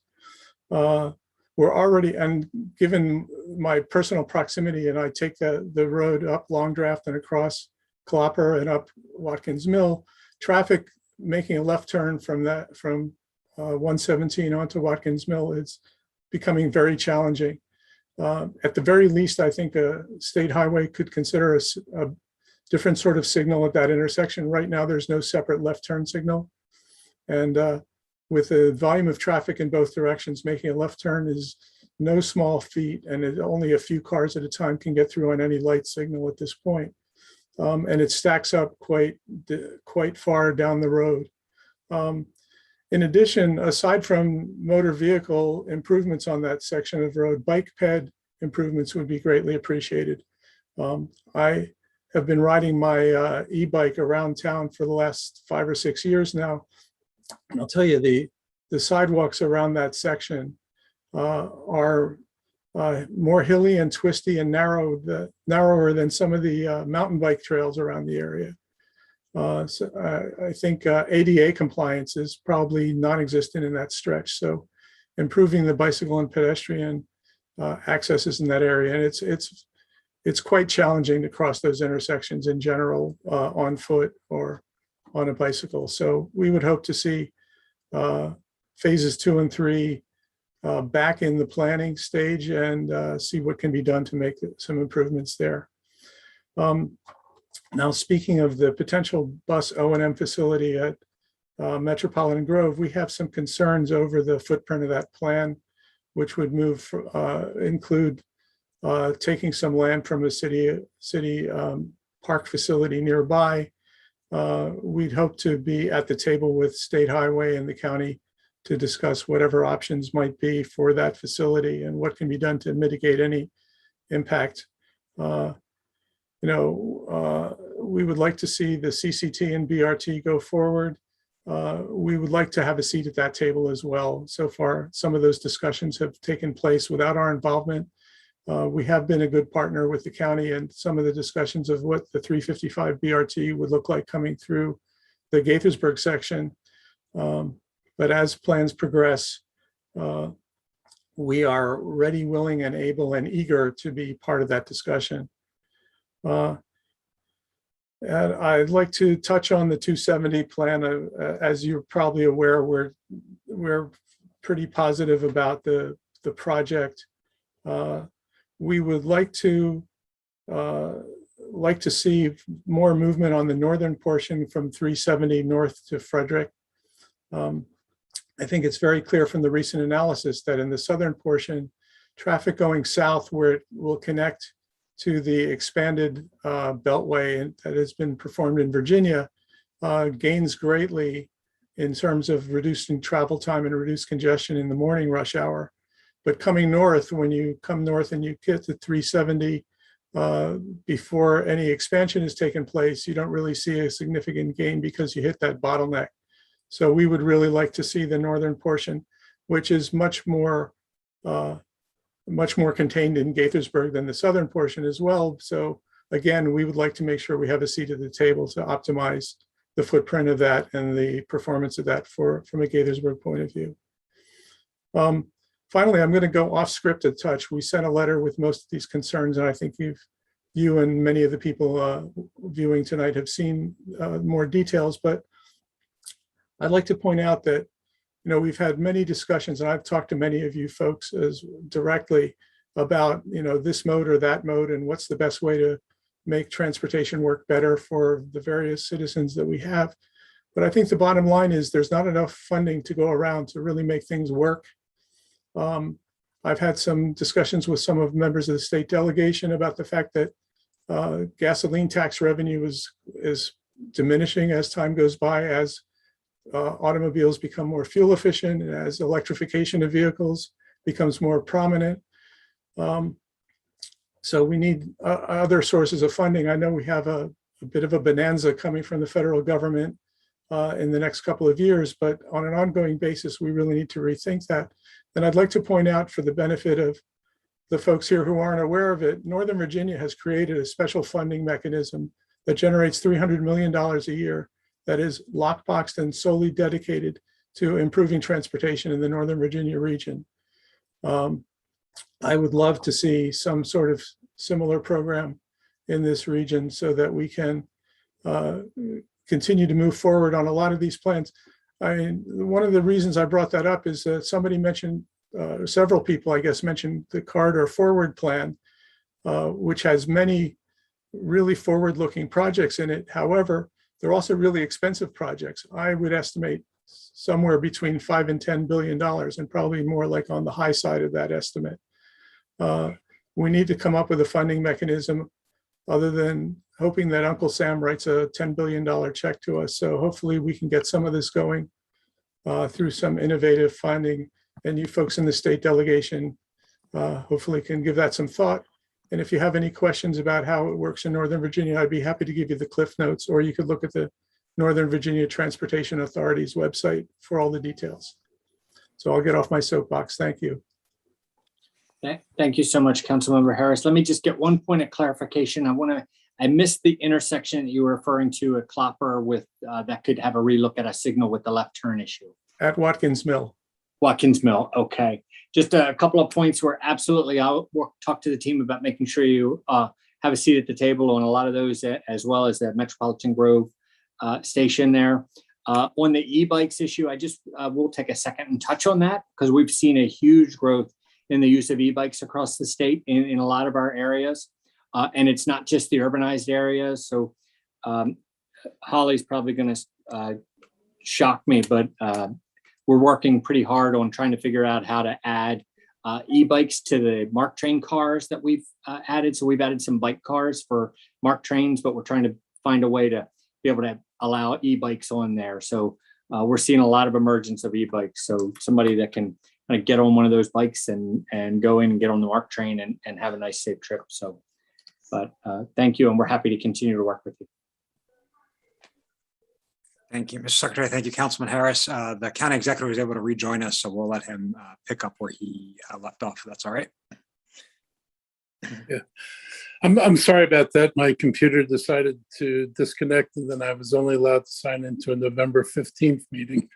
So I've had a bit of an adventure, but thank your staff for getting me back in here. So I want to go on to the next thing I was talking about, which is state highway investments. And this is a place, I think I shared Neil's feelings that, we're really disappointed at the minimal level of investment in capital in the county. There's not much change from this previous CTP. We've got our number one in our priority letters has been for advancing Montgomery Hills Forest Glen improvements.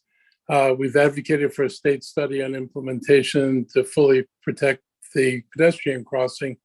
I would be interested in an interim solution of giving us a four-way stop there with no turns on red, so the pedestrians could actually safely cross and not have to worry about being picked off by cars making right turns on red, and allow people to do what do they call it, the cattle crossing through the middle, which would help people not have to make two crossings if they're coming from the northeast side of the road.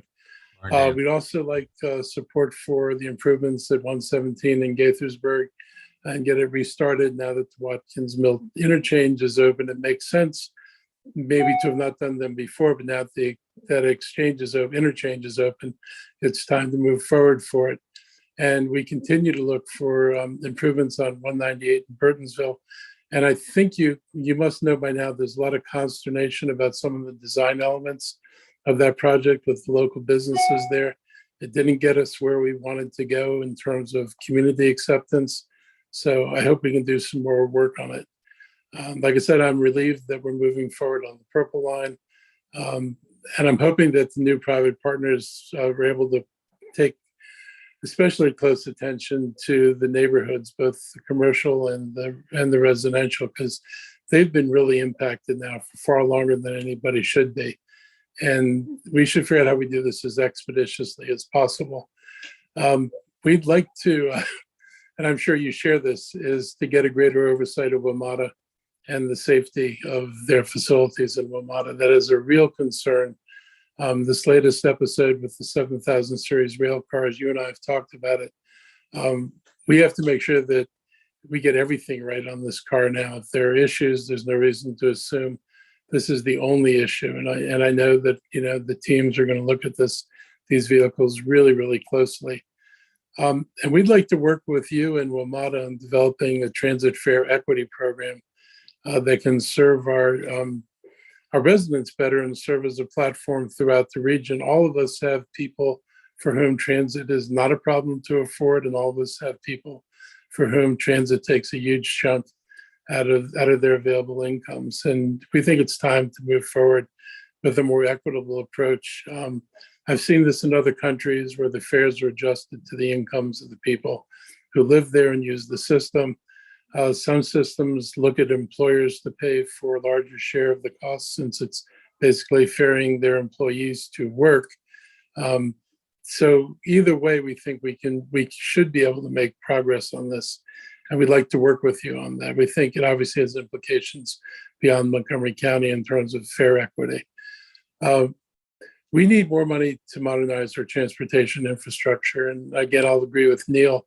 There's a lot more to do than there is money to do it. And I think that's one of the great frustrations with what happened with the funding from the state is that it's not adequate to address the myriad of needs. And while you've increased the funding, inflation is likely to eat all of that.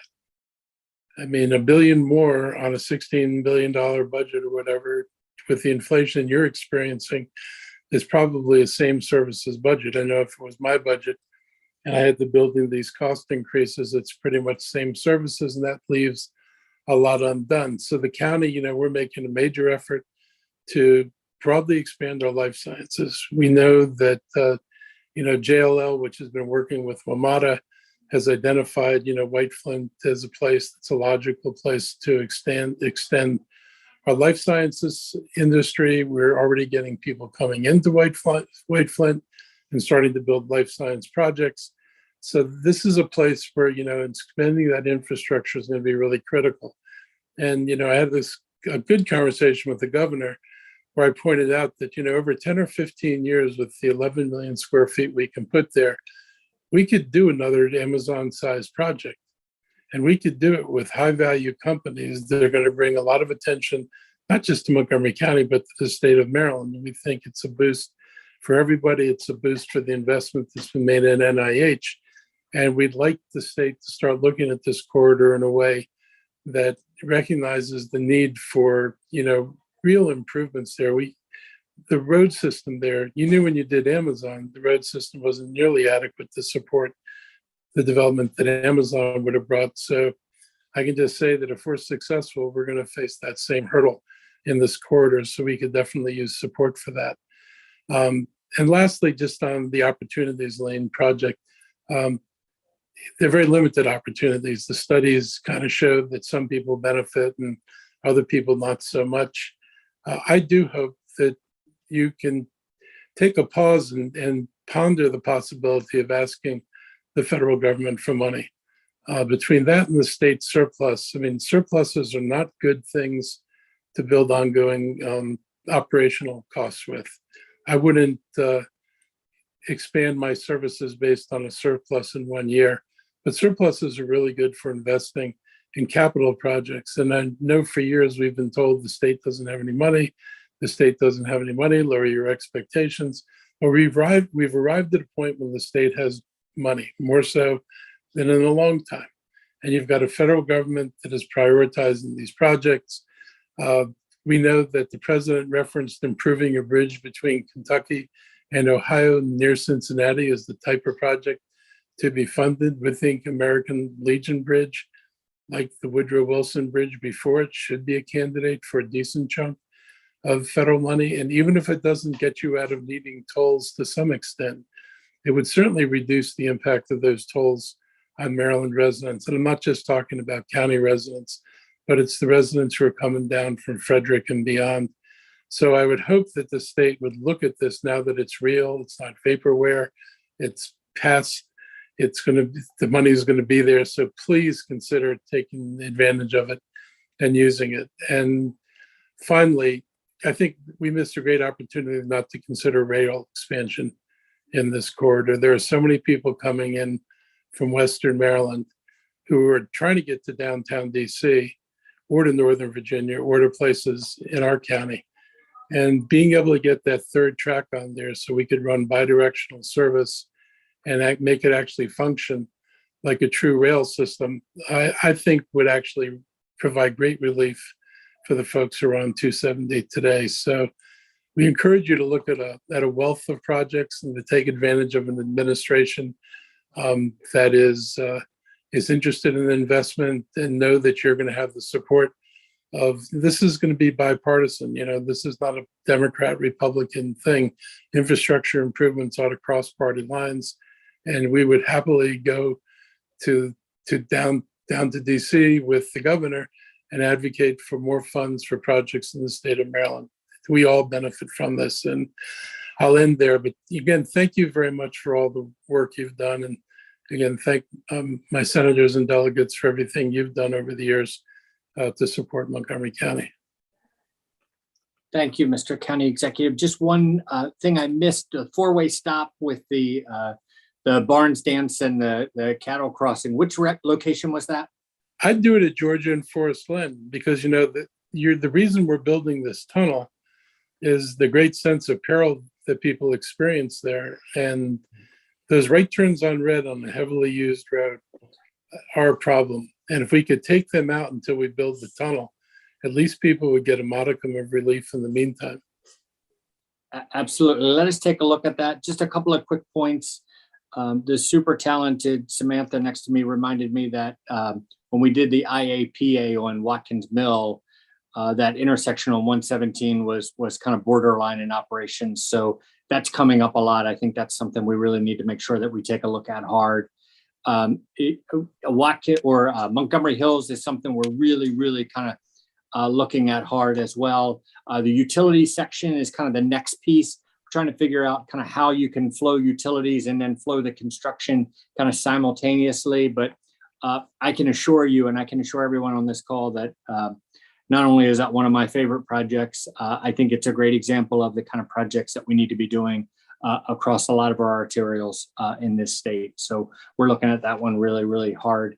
The opportunities that came with the infrastructure bill were not here 2 weeks ago. So, what kind of opportunities that we have, but I'm happy to continue to work collaboratively on all those priorities. You've always been collaborative. I've known you a long time, and I have a lot of respect for the work you do and how you go about doing it. Great. Thank you, Mr. County Executive. Now that we've got the undercard out of the way, it's time for the main event, which is going to do with the legislative districts. By popular demand of those with higher numbers, we're going to start with D39. I believe the two D39 representatives who signed up were Senator Nancy King and Delegate Resnick. So I will turn it over to the two of you.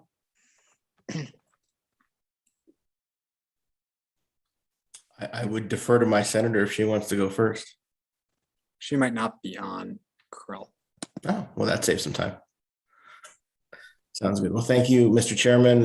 Thank you, Secretary Slater and your team for being here. Just two comments. The first one is one comment and a question.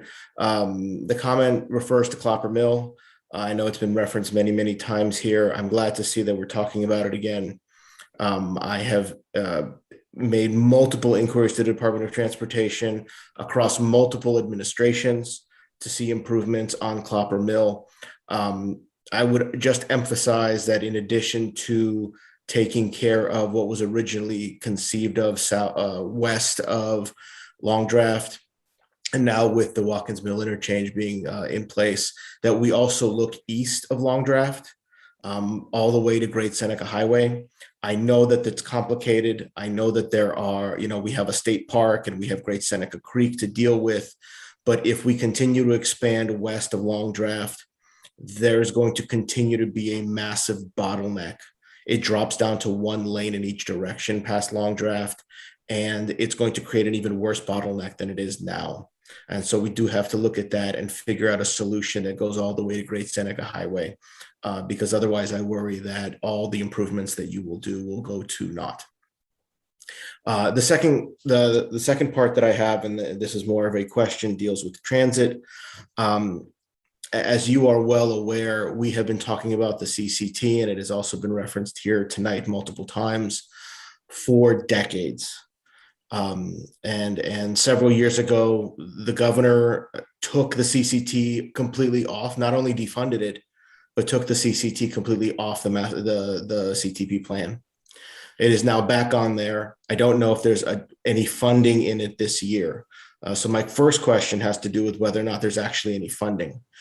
But My concern and the question that I have, in addition to the funding, and I see you were shaking your head no, so that kind of answers it, is what the timeline on that looks like. Because if we are waiting for revenue from the 270 toll lanes, which won't open for 6 years, assuming contracts are signed, or at least phase 1 south won't open for 6 years, assuming contracts are even signed next year, assuming that the transportation commitment stays in those contracts, we're not going to see a viable CCT optimistically until 2035. And as Councilman Hucker referenced, we are losing billions of dollars of investment every year that we wait for the CCT to be built. So what is the point of waiting 15 years from now, as we have been waiting all this time, for the CCT to finally get underway? We need to see that investment now. It is a benefit to Montgomery County. It is a benefit to Up County. It's a benefit to Montgomery County. It's a benefit to Maryland as a whole. And for us to sit here and wait and potentially even lose out that revenue to another BRT line somewhere else, I would rather we commit to the CCT now, get funding from whether it's the federal infrastructure plan or some other way into the CCT now, so we can focus revenue from the 270 tolls, assuming that actually happens in the way that you are anticipating, on the 355 BRT line or some other mass transit line. So can you give me a realistic timeline for the CCT that is not going to make my head explode? Sure.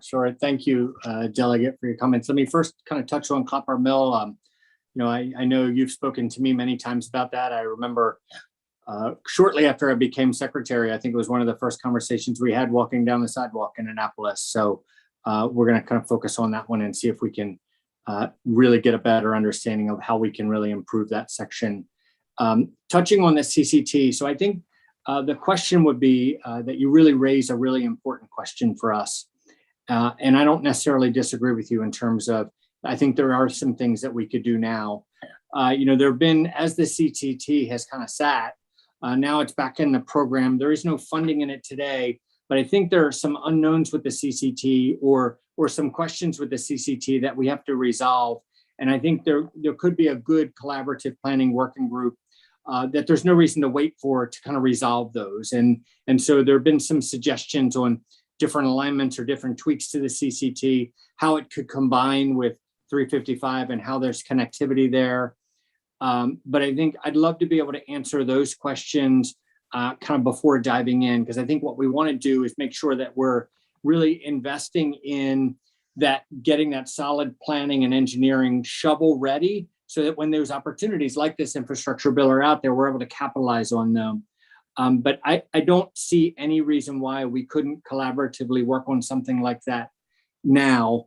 I can't, unfortunately, give you a definitive answer on kind of when the construction is going to be there, because it's going to come down to opportunity and where it is and how much progress we can make. But I'm happy to work with you. I love that project as well. I think it's a great project across the whole county and really for the region.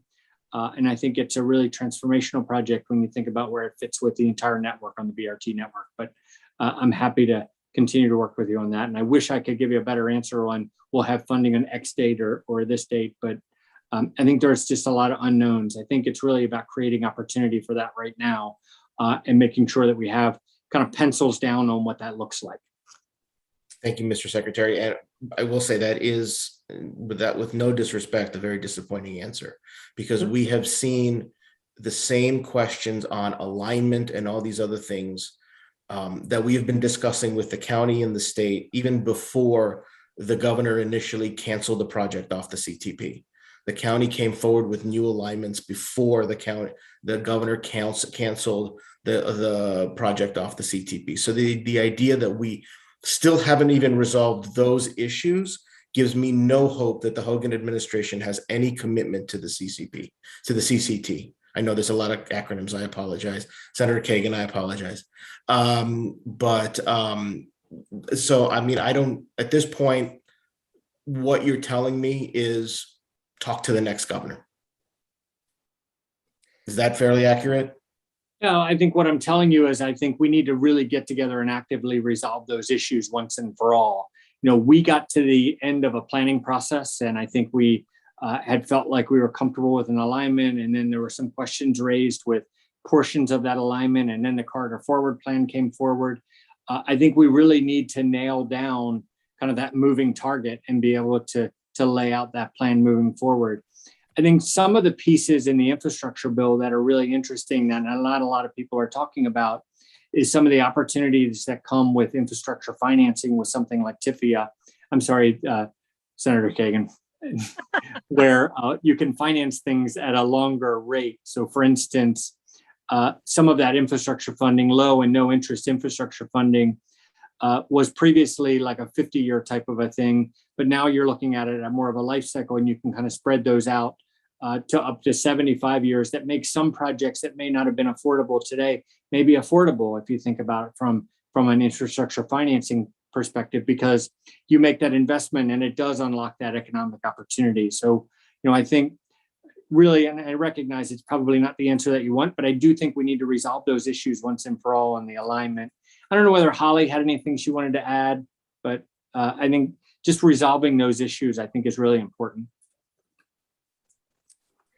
No, I think you've nailed it, and we're happy to sit down with the county and advance it. We've done some work over the past couple of years on financing and some financing options that are available on the CCT website, and I'm happy to continue those conversations.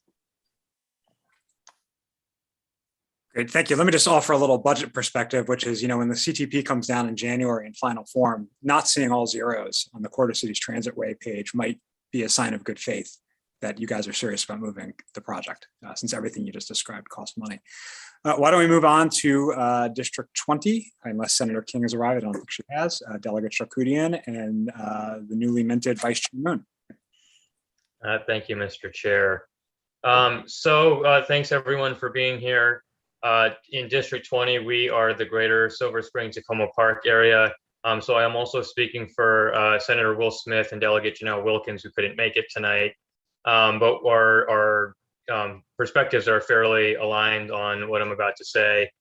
We represent a lot of transit-dependent residents who access MARC Rail, will access the Purple Line Light Rail, Flash Bus Rapid Transit, WMATA, Ride-On, Capital Bike Share, Greyhound, and of course their feet with wheelchairs, walkers, and the like. So I want to just address two major projects quickly. The Purple Line. First, thank you for your partnership on grant funding in coordination with Commerce and Montgomery County. And we want to continue coordinating on this to move funds as quickly as possible. I know Senator Smith and Delegate Wilkins worked particularly hard on this. But in the interim, we also ask that the construction impacts be communicated clearly and regularly with businesses, especially around closures. We know you've heard about some of those complaints, and we'd like to head them off from the get-go. Likewise, with temporary mitigation, signs, striping, curbs, to maintain pedestrian access, we've had ongoing issues with that. The Delegate Charkoudian has been particularly aggressive at chasing down. With a new contractor selected, and we're glad to see that take forward, we're really hoping that those days of complaint-driven safety enhancements are behind us, and that it will be done built in from the get-go. On the highway widening, 495 and I-270, I want to reiterate our collective opposition to this planned expansion. I know it's been recently stated that our corner of the world, the eastern segment of the Beltway, may return for conversation in 6 years or so. We prefer that not happen and this idea not be revisited. Lastly, I just want to 100% second the funding calls for Vision Zero priorities, medians, sidewalks, pedestrian refuge, bike lanes, crosswalks, beacon and hawk signals. We need them in every corner of my district. Thank you. Great. Thank you, Delegate Moon. Maybe a question for you, could be a question kind of offline to think about in the group is, as we're kind of getting the Purple Line kind of geared back up, we're looking at kind of stakeholder groups and business groups, and we have the existing groups, but it might be helpful to think about more of a business focused kind of roundtable group that we kind of talk to on a regular basis, on a monthly basis, those types of things. But I'd love your kind of thoughts and feedback on that. Certainly offline, we can talk about that as well. Thank you for that. I'll take the second half of the District 20 priorities. So I want to highlight just a few things. I am going to start by talking about the Montgomery Hills Georgia Avenue project. And thank you, Secretary Slater, for all of your comments over the years about how much you like this project. And it's good to see that it is a county priority. I remain concerned that too many things continue to slip through the cracks, slowing the project down, and I worry about it not actually meeting the opportunities that we expect to have over the next several years. So you and I have been talking for 3 years now about how do we get this so that it can be shovel ready. This project that really has been talked about for 30 years, to Delegate Resnick's concern about the CCTP. This project has been talked about for 30 years, actively sort of in the conversation, maybe for 10. And in the time that I've been working on it over the last 3 years, I've really seen how easy it is for things to slip, for us to miss, for the SHA office to miss a deadline with planning, for a conversation, planning, giving feedback for a year, SHA not incorporating that. And then there we are when it should have been just a pro forma process through the mandated referral process, and instead we're slowing the process down further. So I want to get into all the details now, except I do want to publicly say I have a serious concern that it can slip through the cracks, continue to slip through the cracks, and that we'll miss out because it won't be shovel ready, over the next year, 2 years, 3 years, when we expect the federal money for shovel ready projects to come. So I want to really put that front and center. I take you at your word that you really want this project to happen. And I continue to be nervous about how little slips here and there may make us miss out on, millions of federal dollars that could be coming in this direction. So I hope we can keep that going. Related to that, we had been under the impression, we started the conversation that in the short term, at the very least, we could lower the speed limit on Georgia Avenue. We've been having that conversation more recently. A 4-year-old was killed sort of just north of this project area. And again, I think it was our understanding that that was doable. It sort of seems to, that conversation about lowering the speed limit as an interim solution seems to have been slowed down. It's not clear to me what the holdup is now. I'm continuing to talk to SHA staff about it, but I just sort of also wanted to put that on your radar as it relates to sort of the immediate things that can be done in terms of safety in that area. The next sort of project in the CTP that I wanted to mention is the project that is Route 29 that includes Stuart Lane, Tech Road, Greencastle, Blackburn Road. And so Stuart Lane is another intersection that, I heard about when I was campaigning 4 years ago. I talked to Councilmember Hucker. I understand it's been in the conversation for 10, 15 years.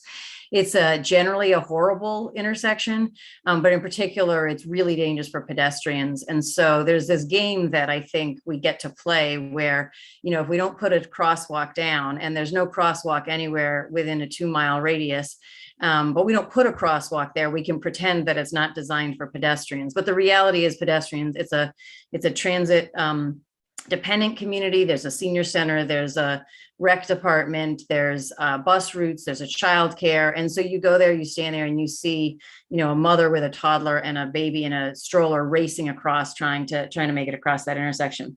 So I appreciate that. I think the red light has been extended by 10 seconds to allow for what is essentially a not safe crossing, because there's no crosswalk there. But as people dash across, they got 10 more seconds to give it a shot, which I do appreciate. But I really would strongly urge you to see what can be done as soon as possible on the pedestrian safety side, even while the rest of the intersection is addressed as the longer term things that need to be done just to make it a less confusing intersection all the way around. So those are two of the things that are listed specifically in the CTP. And then the other issue I want to talk about more generally is related to the system preservation minor projects budget. And as I understand it from conversations, and I appreciate the number of conversations that Administrator Smith has had with me about this, and as well as many of his staff. But as I understand it, the time that we spend walking around with the District 3 staff and with various staff within SHA, pointing out the really dangerous intersections and corridors in our district, what happens is we identify we need a hawk signal here, we need a signalized crossing here, we need a wider sidewalk here, and over the last 3 years we've identified multiple.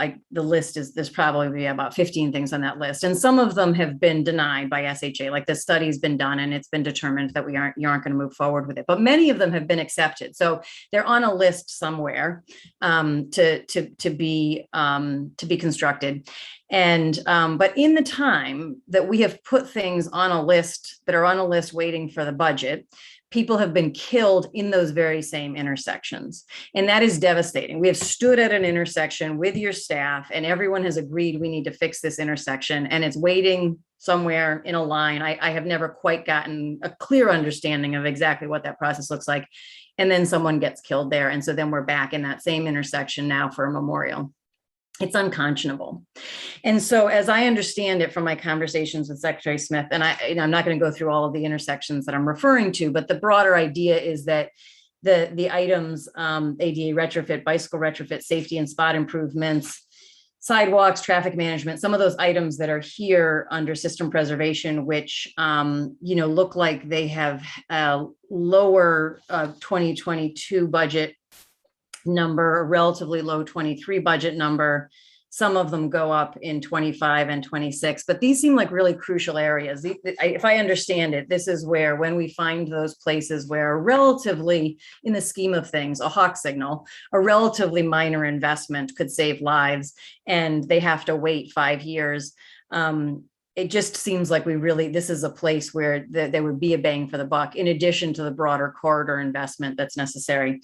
And I hope that this will be, some of the federal money will go into these areas. That is my hope. I do, as you know, have legislation to require increased funding in these areas, as well as a more coordinated effort on the responding to areas with high fatalities. You probably know that we have lots of intersections where people continue to be killed, and then there's not a response that actually resolves the intersection. So I'll stop there. I'm interested in your thoughts on all of that. Sure, absolutely. Thank you. They're all really, really critically important. A couple of kind of thoughts there. I wasn't aware of the kind of slip or missed opportunity on Montgomery Hills, but I'm happy to engage in that and see if there's something that happened that maybe I could help with. But we're really focused on kind of how we move forward and kind of get that done. But I'm going to make sure that I have my eyes on that one as well. I have one question for you on kind of the 29 piece. So just some history on 29. So I want to understand whether you're talking about Stuart, Greencastle, or both from a pedestrian standpoint, or one that you would see kind of an issue and maybe not another. I'm just not sure whether you were talking about both. So I'd love to kind of hear your perspective on that. But, I think one of the challenges that we have with 29 is, one of these issues we have across the state where, there was a pretty significant planning effort and design effort on some of the interchanges along 29. And lots of things have changed since then. The whole character of that corridor has completely changed. So unfortunately, the designs that we have that kind of are sitting on the shelf are not really designs that are helpful for 29. They're basically grade separations designed to kind of move up and down the corridor. And they don't incorporate space for BRT. They don't incorporate a lot of the pedestrian and bike improvements that we need. So as we move forward on what we can do today on those types of intersections, I also think we need to kind of work and figure out what the longer term solution looks like on those intersections as well, and see how we can maybe update what we have on the shelf to be more in line with how that corridor has developed. But I'd love to kind of work on that with you as well. I can tell you, I'd like to see if Tim wanted to add anything from his perspective, but I can tell you that he and I have talked over the last couple of weeks about a couple of different things. One of which is we both agree with you that there is a need for additional funding in a lot of those areas. But we also are working behind the scenes on how to build some greater flexibility in those funding options to be able to move a little bit quicker and be able to get those things out there. We have to do a certain amount of kind of due diligence and engineering and study before we kind of move forward. But just being able to move forward quickly on some of those is important to both of us. But I don't know if Tim, you want to add anything on that one as well, because I know it's something we've talked about a lot. Absolutely. So we are shifting focus and putting more additional dollars into those kind of for vulnerable users type improvements. But to specifically talk about Stuart Lane, I know we added, like you mentioned, we added additional timing, but we are also we'll be making, there's utility challenges with that one, but we're going to be making some additional improvements next construction season with that. But overall, we have greater, as you kind of highlighted, we have greater safety needs than we did resources. And by Greg and, we've talked about it, we are shifting additional system preservation resources specifically for Vision Zero and our vulnerable user efforts. And what we're trying to look at this is also statewide as well. And that's a big part what, Chrissy, Administrator Nizer, as well as Secretary Slater mentioned. We're looking at all of the data across the entire state. And that's part of our context guide, as well as our pedestrian safety action plan that's going to be, we're rolling out. And actually, we're going to have a public forum on that in December. So what we're trying to do is we gather data. We also, in the spring, if you remember correctly, we asked input from everyone in the public to kind of use our map to look at our state and and pinpoint where you have concerns. Because what we're trying to look is not only our data, but look beyond the data and gather feedback from our citizens and concerned advocates and put that all together. And that's the plan for our next public meeting, is to share where we feel like we have our concern areas and then put plans towards that. So it's going to be more of a systemic kind of corridor approach rather than trying to identify each location, but try to put some of those together at one time. And like I said, as I've shared with you, Delegate Charkunian, and when we see an issue, I don't want to wait 2 years for it to go through the utilities, the right-of-way acquisition and design and construction. What we can do operationally immediately is make those, whether it's with pavement markings, delineator sticks, or make adjustments with signals, try to improve it as much as we can until we can get a more geometric, a larger capital improvement fix in there. Yeah, thank you. And I welcome that. I think, as you know, Administrator Smith, I don't think that that's kind of generally been the practice, as you and I have discussed, but I do welcome and am including in my legislation a requirement that be the case. And to answer your question, Secretary Slater, I was pointing out that I was at SHA M8, which includes Greencastle, but Greencastle is in District 14. So I am not as familiar. The intersection I know well is Stuart Lane, and that's the one I was speaking to. And my colleagues in District 14 can speak to the needs in that part of the district. So I think I saw Councilman Hucker hold up a 2, so I think he was talking about both of them when I was asking the question. So I'd say both. I'd be surprised if District 14 disagrees. Absolutely. We're happy to look at both. And then just the last thing I'll touch on is Kaiser's here, though. The speed limit conversation is one that I'm very focused on as well. So I'm happy to look at that one in any area and see where we can make some opportunities, because I think there's a tremendous amount of opportunities with really focusing on appropriate speed limits to try and slow some things down. It does involve a couple of other things. One, ideally, kind of engineering practices to kind of slow the roadway down a little bit as well. And then following up from an enforcement perspective to kind of help supplement that and kind of change that behavior. But speed limits are a critical issue for us right now. Thank you. Great. We'll move on to District 19. Chair Kramer and Delegate Cullison. I think Delegate Crutchfield is on as well, although I don't think she asked to speak.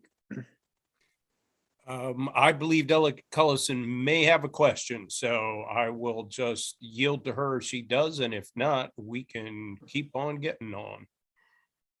Thank you, Senator, and thank you, Mr. Chair, for allowing me to just ask this quick question. I think it is a quick question for District 19. We are very supportive of making more opportunities for cyclists in District 19. However, we have an issue.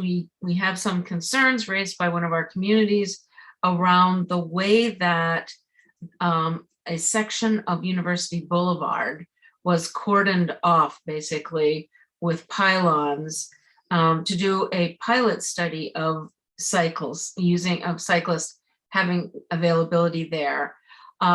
We hear from the community that there was no community input, there was no community warning, that they woke up one day and there was a sign saying, this is a pilot program, we want to see how this works. There are continuing issues around visibility for cars that are making a right onto University out of Arcola. So, and the folks that I've spoken with who are cyclists say, well, the way it's set up right now, they wouldn't use it because it's so unsafe because the pylons don't stop cars from going over into those lanes. So I guess I'm wondering, what have we learned from the pilot and what are the plans for this section? And it's also a very short section of road. So how useful is it ultimately? Does it really get anybody anywhere? So those are my questions.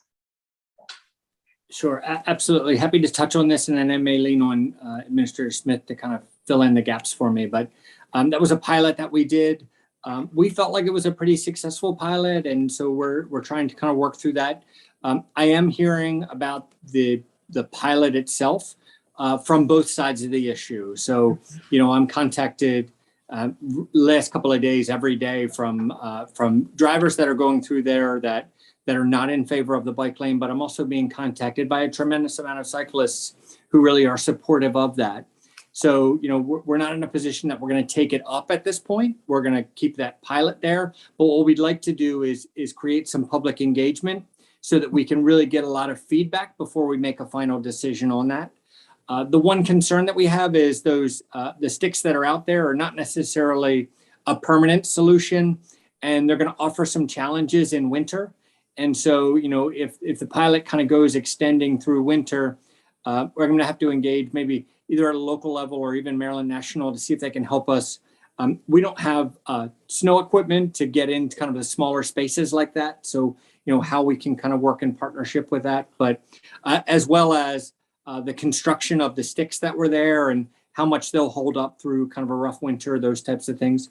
I'm always optimistic that we're not going to have a rough winter. I'm always hopeful we're not going to have a rough winter, but I think where we are right now on that pilot is we're not in a position to take it out, but we'd really like to get some in-depth public feedback and public involvement before we make a decision on whether we want to keep it there or not. I think what's important is that if we do make a decision that we're going to keep it there, those sticks there are not a permanent solution. We need to make something a little bit kind of better and safer for that. It's just really a matter of kind of taking advantage. Originally, it was taking advantage of the opportunity to decrease traffic as people were going through the pandemic and creating some opportunity with space. And we did that in partnership with not only the county, but with Maryland National Capital Park and Planning Commission. But Tim, did I miss anything? You captured it well. I guess just from the feedback standpoint, we wanted to make sure we got not only our bike advocates, but the local community and the residents there, like you mentioned, make sure we got their feedback and input, as well as commuters as well. So we want to get the full 360 view of who's been using that roadway and use that feedback in addition to the data we collected, both the amount of pedestrians, motorists, as well as bicyclists that use that roadway. Make sure we have all that data. And like Greg mentioned, it was set up as a pilot. It was a temporary measure. The adhesive we used for the delineator sticks is not expected to last all winter, especially if we get any kind of mixed precipitation. So that's the part we're going to reach out and not only reach out to the bike community, but also Montgomery County DOT on just opportunities on how we can. Because if we do close a bike lane, how do you close a bike lane? Normally, you can put up barrels and stop a car, but if you put up barrels, how are you going to stop a bike? They can maneuver around it. So there's some logistic and operational decisions that we need to partner with before making any final decisions. So if I might just follow up, I think it was the lack of community engagement in advance of the pilot that I was really hearing about, and the fact that people want the opportunity now. So what I'm hearing you say is there's a commitment to really now engaging in how do we create something that works for the community. And so one question, and I also hear you say, if it's determined that this is a useful thing to be doing, there will be more security for the cyclists and pedestrians. So that's number one.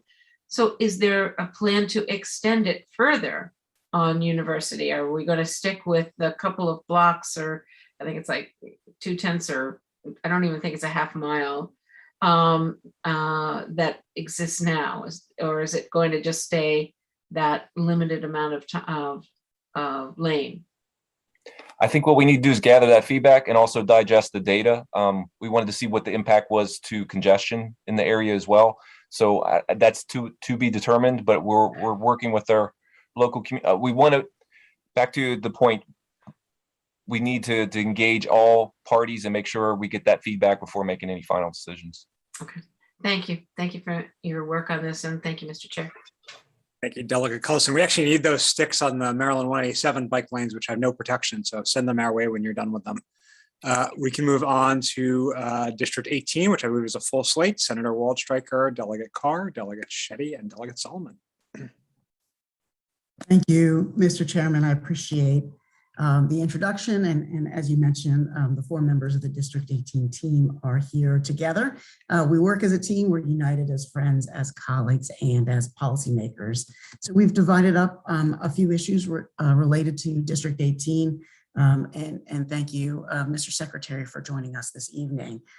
My first question is about the bike lanes at Arcola on University Boulevard, which is Maryland 193, and wanted to hear about what feedback you have received related to those bike lanes and where we might be heading with that project. Absolutely. This is the same topic we were just discussing with Delegate Cullison. So where we are is, we had a pilot there. We're not in a position to take that pilot up. We're hearing daily from both cyclists that are very supportive of keeping that bike lane there, but we're also hearing from some motorists that are not as supportive.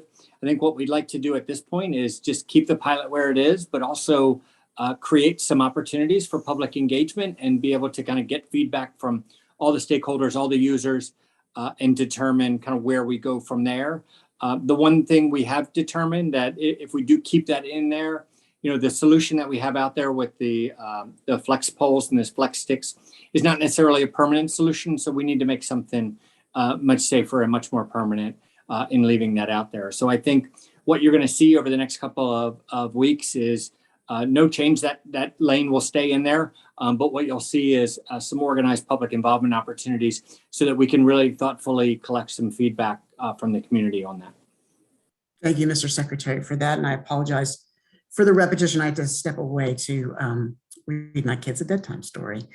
Second question, and I did hear Delegate Charkoudian reference the accident, unfortunately, on Georgia Avenue that cost a 4-year-old girl her life. And I know the thoughts of the District 18 team go out to her family.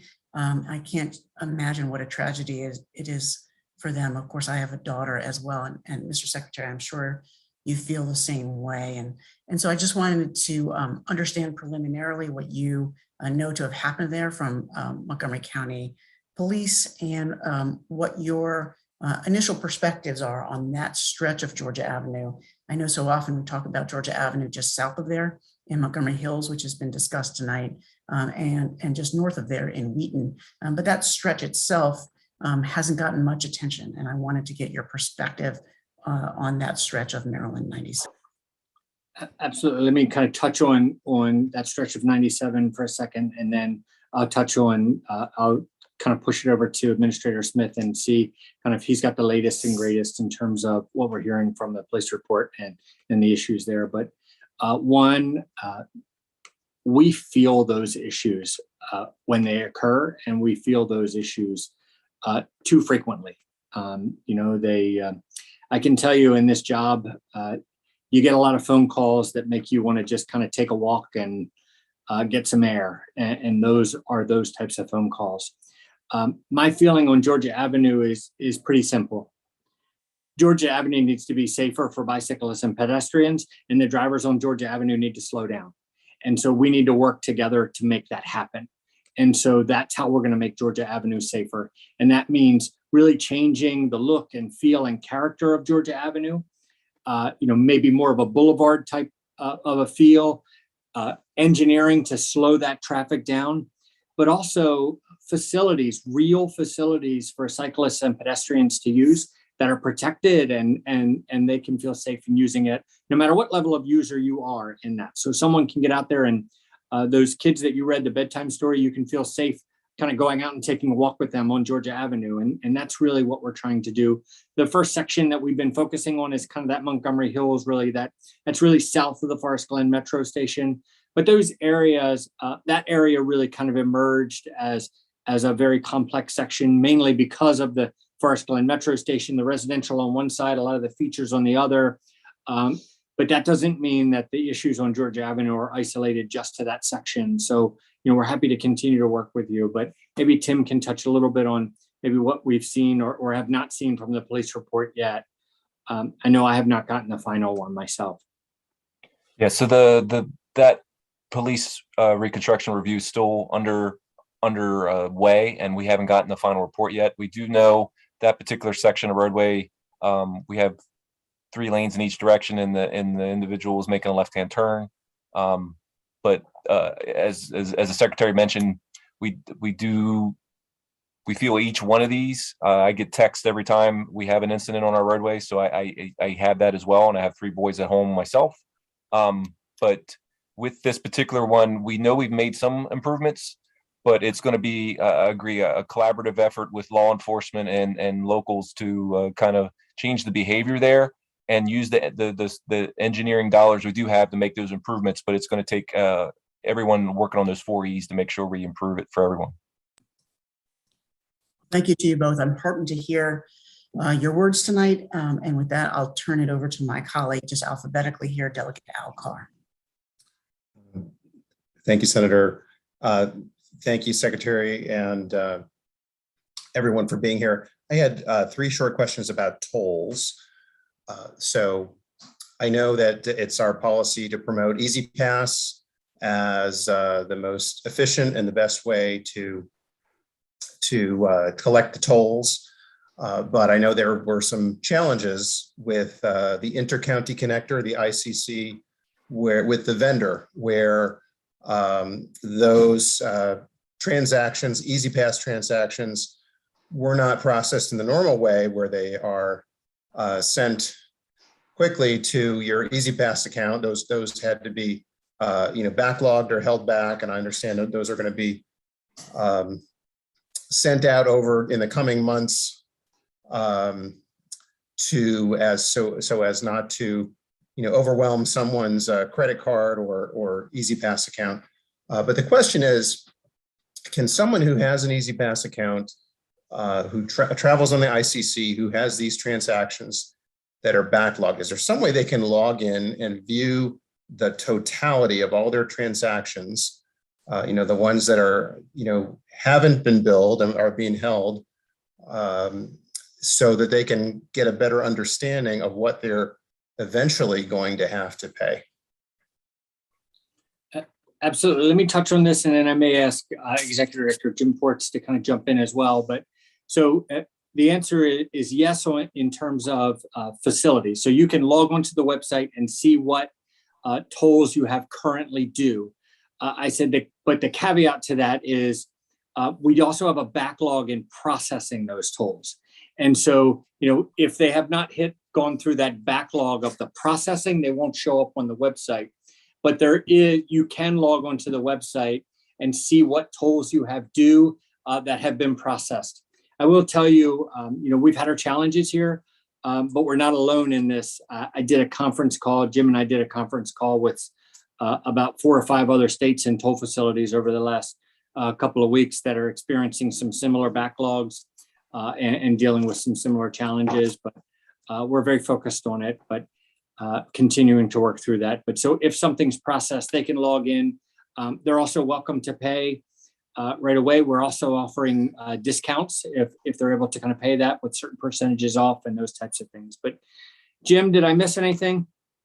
Greg, you said it all very well, I have to admit it. So you're on it. All right. And the second question is going off the ICC. So I have Easy Pass, and my family, we did a couple of trips up to New York City one in September and one in October. And so we hit toll roads in a number of states, Maryland, Delaware, bridges between Delaware, New Jersey Turnpike, New Jersey to New York bridges, tunnels into Manhattan. And what I noticed was that for every other toll authority, those toll transactions would show up in a day or two. But for the Maryland ones, such as Fort McHenry Tunnel, I-95, JFK, the delay is like 2 weeks for that to show up in my account. Is there a plan? And it didn't used to be that way. They used to show up pretty quickly, within a day or two. Is there a plan to bring Maryland more in line with some of the other tolling authorities where we're processing those easy pass transactions more quickly so people can sort of get on with paying them or getting them expensed with their job or whatever they need to do? There absolutely is. A lot of the toll facilities, without knowing kind of each specific one, but a lot of those toll facilities, especially the ones up and down the Eastern Seaboard into kind of New York, have been all electronic for quite some time. And so they're kind of a little bit more mature in the all electronic world on some of those facilities. At the end of the day, we ended up, when we got into the pandemic, moving to that all electronic tolling to reduce kind of the cash world and exposure to our toll collectors, and then moved into all electronic tolling probably about 2 years before we were quite ready. And that's kind of the pain that we're feeling in this transition. But absolutely, and we feel pretty confident that, as we come out of this what I'll call a painful backlog, and it is a painful backlog, as we come out of that and continue to make progress over the next several kind of weeks and months, we're going to be a better, more modern facility that's going to be on par with them. Jim, would you agree? I do, Greg. I said the only thing I would add is the backlog is really twofold. So we were in the middle of a transition from a vendor we'd had for the last 15 years to a new vendor, two new vendors, right? And then as Secretary Slater just said, COVID, it all hit the same time, and we transitioned to all electronic tolling immediately at the flip of a switch. And so I think the combination between changing vendors and COVID all hitting at the same time created that perfect storm, which created an enormous backlog. And of course, the no good deed goes unpunished. Sometimes when we were trying to look out for some of our, let's call them more vulnerable people who may have lost their job or lost hours in their job due to COVID, we had paused some of the NOTDs. So each one of those decisions, and of course we thought COVID was going to take about 8 weeks, and it didn't, as we all know. And each one of those decisions helped create that backlog. So we're just trying to work through it with our vendor at this point. But once we get through this, then it should start running a lot more smoothly. Just the final question is, we lost this ability to reclaim toll debts from the central collections that used to be in the law, but that was a sunset. So can you tell me, does MDTA plan to introduce a departmental bill to restore that ability?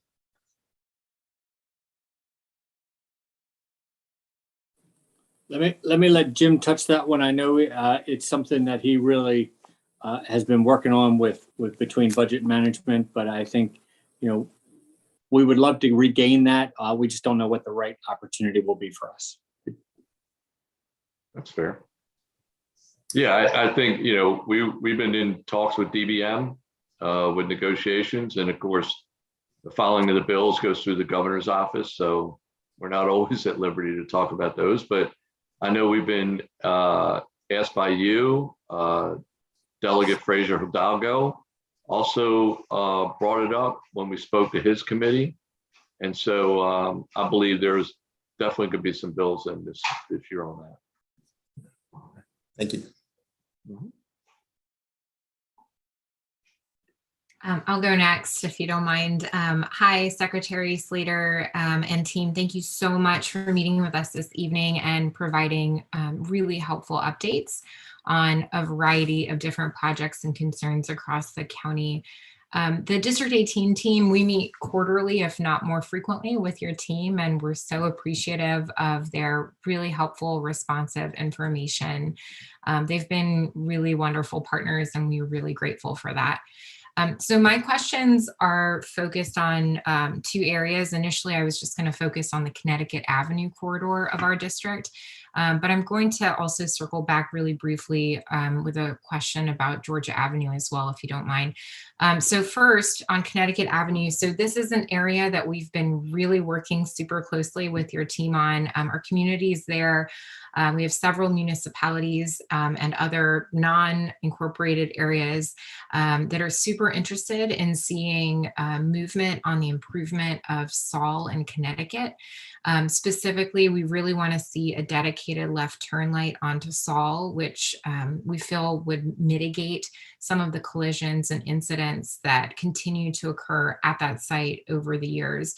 So we're hearing from your team that the project is in design now and that construction would occur after that. I'm wondering if you can share a specific timeline and when that construction could potentially begin.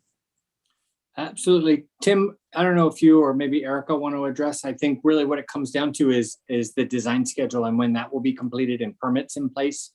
But maybe Tim, I don't know whether you have that information in front of you. I do not have that on top but I'd be happy to follow back up and give you those details. Okay, that would be great. Thank you. And then separately, I know that the police department has been working with several of the municipalities along that corridor to conduct studies of the current speeds traveled so that they can then make a petition to SHA to allow that area to have automated speed cameras. So we've alerted your team that that is potentially coming soon. Is there anything else we can do to expedite the review of this once MCPD sends that petition your way? I think just go ahead, Tim. I think just by highlighting it tonight, you've done your due diligence. I've done my part. Yes. Okay, that's great. Thank you. Good to know. Okay, so then the last thing I want to circle back to is the conversation about Georgia Avenue. So the community there has expressed some frustration at the lack of both speed and red light cameras there. And they have felt that either or both of these could have prevented fatalities like the one that we just recently saw of the 4-year-old. So can you give me a little bit of information there about what's going on in terms of like where the impediment is? Has MCPD similarly requested approval for cameras here? Has SHA denied them? Where is the roadblock so that we can help try and facilitate some requests? Absolutely. Let me kind of touch on this because I've been kind of looking at this issue myself as well. So just kind of, and I'll focus my conversation around Prince George's, Montgomery County, rather than kind of the statewide issue. So cameras are permitted in both Montgomery County and Prince George's County in kind of certain situations. So one, this is what's written into law, one in designated school zones. And in those school zones, the cameras can operate from 6 a.m. to 8 p.m., kind of Monday through Friday. And then in residential districts with a maximum speed limit of 35 miles an hour. And so in special situations over in Prince George's County, we can do some different things. One, part of a highway located within the grounds of like an institution of higher learning or something along that line. And then we do have some special authorizations on Maryland 210 associated with some portable ones. So when you think about like the capital area, we probably have 44 cameras currently in operation in Prince George's County. And we have 77 in operation in Montgomery County, fixed locations and portables. In Prince George's County, so we have a couple of them that are currently new and some of them are currently permitted. In Montgomery County, the police department is going to be installing cameras along Georgia Avenue at May Street and Rippling Brook Drive. based on the recent speed study. So that's done. They're getting ready to install those. And then they're also evaluating the potential for speed cameras along 28 west of Georgia Avenue per some feedback from the community. So where are we right now? In Montgomery County, no permits have been denied. In Prince George's County, we had 2 that were denied in 2019, one in Marlboro because it was an issue kind of with the school zone and we were trying to figure that out. And then one on 704 over in Glen Arden. So as of right now, we have kind of a couple of that are pending that we've given approval to Montgomery County PD, and we don't have any that have been denied in Montgomery County. Okay, so then to your knowledge, then just to be super clear, has MCPD performed any speed studies in this particular area of Forest Glen to begin the petition process for a speed camera there? Not to my knowledge, but that doesn't necessarily mean that they haven't done it. So, Okay. you know, they may have gone out and done that speed study and they're gathering all their data and information before they come to us. Okay. But I also, I don't have visibility directly on a lot of that. So Of course, I don't know yeah. whether We Administrator could follow Smith. up with them then, I guess, is the question, is the next step then to find out what's been done there. And then for red light cameras, they don't have to do the same type of study. They can just issue a request. Correct. That's more of a that's more of an engineering kind of thing, isn't it, Tim, in terms of sight distance and those types of things? Correct. And then just local law and law enforcement as well. Okay, thank you. Super helpful. Appreciate it. I'll turn the floor to Delegate Solomon. Thank you. Thank you, Delegate Shetty. Secretary Slater, it's great to see you and your team. Thank you as always for being here. I did want to start off just by also thanking Administrator Nizer, who saved one of our constituents who had literally broken her leg 2 days before going on vacation and managed to pull a temporary handicap placard out of her hat, and really appreciated that. And to Administrator Arnold, who I think is here. The last time we spoke earlier this week, I didn't realize you had been made permanent. So congratulations on that as well. We've spent a lot of time over the last couple of months talking about Mark Rail, which I appreciate immensely. I wanted to just touch on a couple of local safety issues and then have some other bigger statewide priorities that we've been working on. I want to just reiterate what's been said on Montgomery Hills. I think Delegate Charkoudian really laid it out well. Our District 18 and 20 teams have been working really closely on that as the project spans both of our districts, and appreciate Administrator Smith's role in that, and Mr. Secretary, your role in your prior position. I did want to highlight just a couple of again, local issues that we're still sort of waiting outstanding on. We've talked a lot about improvements in the Wheaton Business District. We just got a letter back from the local team about the potential for a left turn off of University onto northbound Georgia, which spills onto Grandview Avenue and sort of creates a lot of local traffic issues back in the neighborhood. And so the left turn onto Georgia was denied. And so would really appreciate, an intense look at the Grandview Avenue intersection, because if we can't make lefts onto Georgia, we need to do something about Grandview. And so would really appreciate your team working with us on a solution. And I know the Wheaton Business District would really appreciate that as well. I know your local team also participated in a town hall that we had earlier in the summer on safety issues along East-West Highway, particularly between Beach Drive and Connecticut Avenue. And I know there's sort of some longer term issues there, particularly with sidewalks that may cost a little bit more, but I think we've come up with some creative solutions for potentially some immediate safety improvements. And so would love, to get a little further along on that, and potentially, see some movement, hit some singles instead of always hitting home runs, I think, as many of you are always talking about.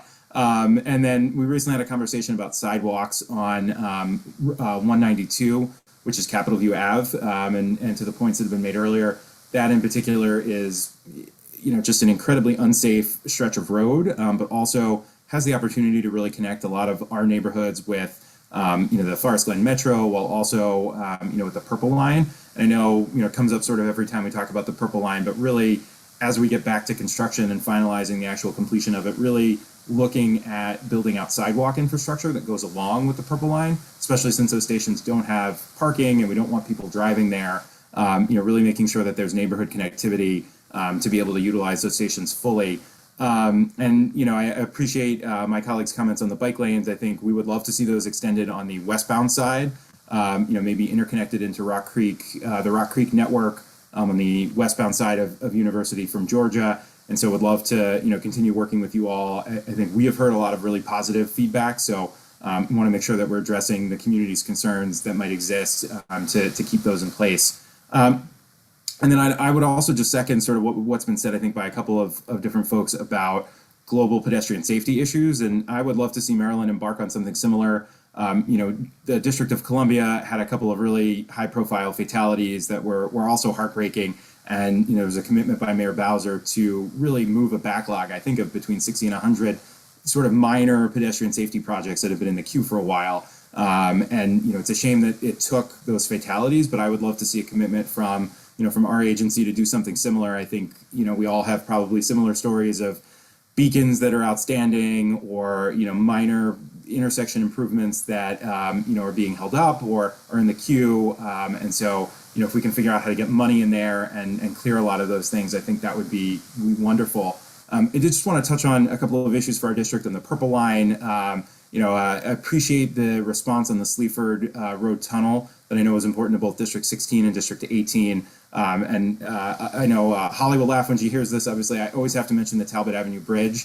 With a new contracting firm coming on board, I hope that when construction begins, we can get that bridge and those communities reconnected as quickly as possible.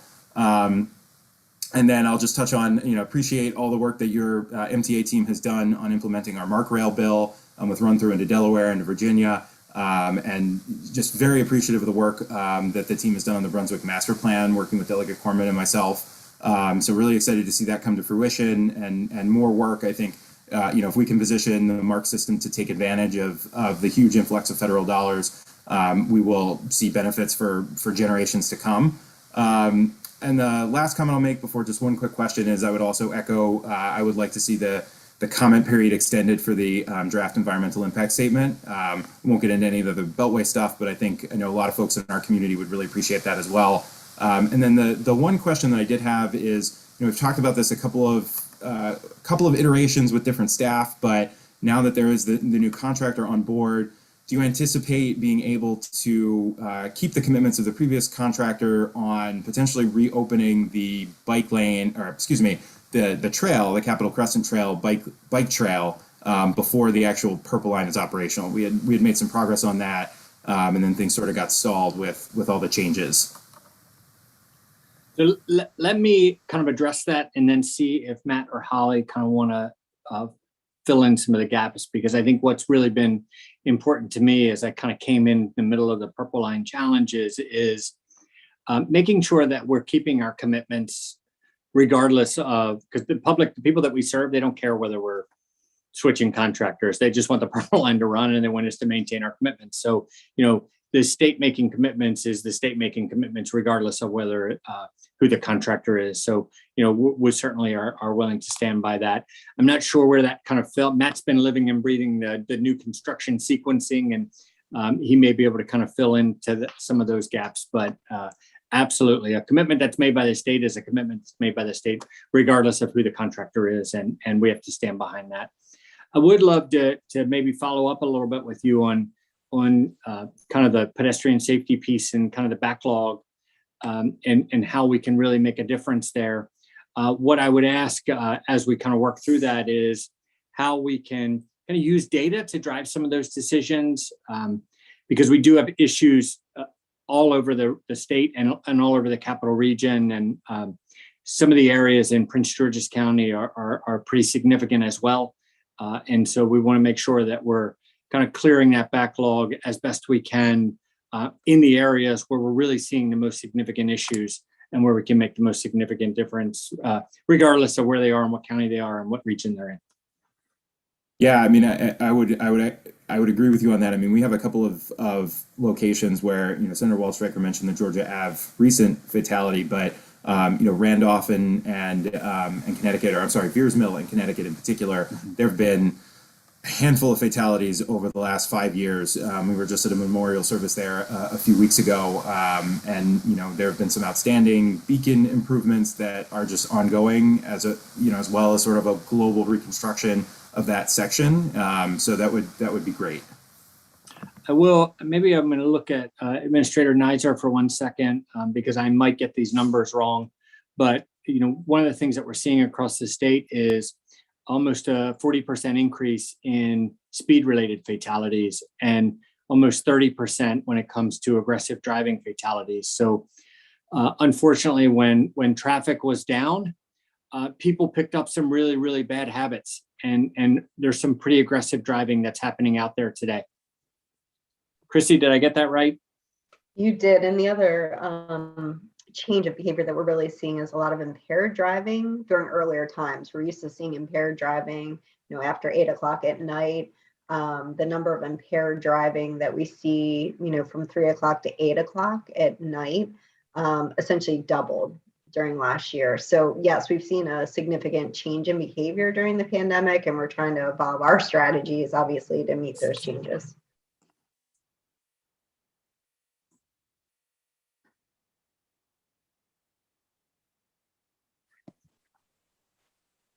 Delegate Solomon, was that it? Yeah, thank you. Thank you, Mr. Chair. Great. Thank you, District 18. We can now turn to District 17, starting with Senator Kagan. Thank you so much, Mr. Chairman. I am going to kick it off to Chairman Barve to speak on behalf of the delegates, and then I'll follow up. Kumar? Sounds great, Senator. Thank you very much. First of all, as the chair of the Environment and Transportation Committee, it's always been a pleasure to work with you, Mr. Secretary, and your leadership team. I want to specifically compliment the work that Jim Ports did, and as well as Ali Arnold very recently, as I've gotten to know her better, and of course Chrissy Nizer, who's always done a terrific job on behalf of the people of the state of Maryland, and all of them have been very useful to my committee and very informational.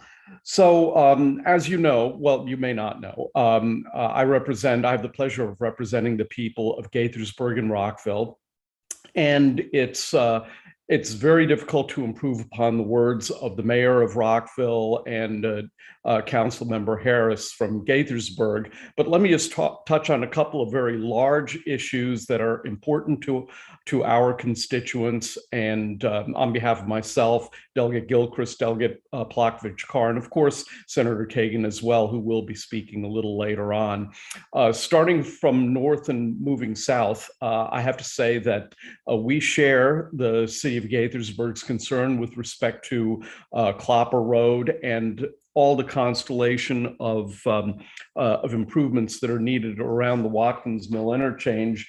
Specifically, you'll notice in the Gaithersburg letter, they mentioned that there's no funding for phase 2 for the intersection capacity improvements from I-270 in Metropolitan Grove, or for phase 3 Metropolitan Grove to west of Game Preserve Road. And as you know, we speak with one voice when it comes to really making the Watkins Mill interchange plan truly work for our constituents. But also, you know, I have to emphasize that the Gaithersburg Germantown area is the biotechnology area of the county and to a great extent the state. And world-renowned companies like Novavax it's extremely important to them that these projects move forward as quickly as possible. And I have to say, Mr. Secretary, I'm very heartened to hear how positively you spoke about Route 117, you know, the Clopper Road and other and the Diamond Road intersection area. So I'm very heartened to hear you say that. So thank you very much for those words on that. I'm not going to belabor the concerns that we have with respect to the P3 initiative and its impact upon the city of Rockville and our constituents who live in Rockville. I will mention that the governor himself, during his reelection, made a commitment not to adversely impact the city of Rockville by taking property. It's now clear that property is going to be taken, and as a courtesy to my constituents and to the people who live in the center of Montgomery County, we would want to know sooner rather than later what those impacts are with greater specificity. I think that I speak for all four of us, and I speak for the mayor and the council and the people of the city of Rockville when I say that. Our friends, our constituents in Gaithersburg and Rockville both appreciate and use the Intercounty Connector. Our Gaithersburg constituents access it through the Samog Highway, but a lot of my Rockville constituents access the Intercounty Connector by driving up Norbeck Road and turning left on Georgia Avenue. And I have to tell you, and it shouldn't be a mystery to you, that's a failing intersection in the mornings especially. I have a lot of constituents who have a lot of difficulty getting on the ICC, and that is something that we are going to have to dedicate more intense scrutiny to as the years go by. And then let me talk about something literally pedestrian, a pedestrian bicycle issue. First of all, thank you very much for the great work you've done in the city of Rockville under the guise of, I want to get the wording correct, because the context-driven guide where you did, MDOT did a lot of projects in the city of Rockville, and the one that comes to mind most recently is Route 355 and Park Road. We thank you for that. But what the city government and what we and our constituents would want to know is where the next context-driven type projects are going to occur throughout Montgomery County, and especially in Rockville and Gaithersburg. And so what we would love to see are timelines and plans for future projects, because pedestrian safety and bicycle safety it's as important to us as it is to anybody else. So that's something I would like for you to address. And then finally, and this is kind of a big picture thing that as chairman of the committee I've been thinking about, but it bears upon the people of Rockville and the people of Frederick and the people of Gaithersburg. That is really innovative proposals like the monorail proposal that had been put forward. I know that MDOT is in the process of studying it. Look, I mean, I personally agree with the city of Rockville and Gaithersburg. The main nexus of problem is really north of Gaithersburg and south of the city of Frederick. I'm not happy with the way the P3 arrangement kind of kicks that to the back of the priority schedule. I really think that's what should have been addressed first and foremost. But while we're addressing that, I think it's important to look beyond just road building. I think it's important for us to look to innovative solutions like the monorail. And so the three things I'd like you to respond to: the monorail, the backup on Norbeck Road and Georgia Avenue leading into the Intercounty Connector, and finally, we'd love to have a more detailed understanding of the context-driven guide projects that might take place for pedestrian safety and within the city, well, not just the city of Rockville, but Gaithersburg as well. Absolutely. Thank you so much, and always good to see you. Let me first touch on the monorail. So we did a study on the monorail, and we found it to be very feasible with the information that we had, very limited information, kind of high level. We looked at it and compared it to some of the other systems that are running across the globe and how that could work. And we had some positive results in that study. But then Maryland National Capital is also studying it alongside of some of their efforts as far as Carter Forward Plan, those types of things. But we are actively engaged with Mr. Einzinger and making sure that we have an open dialogue with him and some of the things that he's advancing. I think when it comes to a decision whether the monorail is the best solution for that corridor, I think there's a lot of folks that need to be involved in that decision and that discussion and kind of where that needs to be. But we're actively engaged with him at a technical level so that we make sure that we're not doing anything to kind of rule that out, or any other transit solution, whether it's light rail, heavy rail, or any other solution out there, to make sure that we're not ruling any of that out as we're looking at some other things. Well, let me touch. I and my committee and those of us who represent District 17 would like to be at that table of discussion. Sure. As well. Absolutely. And then, one thing on I think you raise a really good point on, I'll put it in what I'll call the transparency category of kind of being able to predict when these projects are coming and kind of timelines.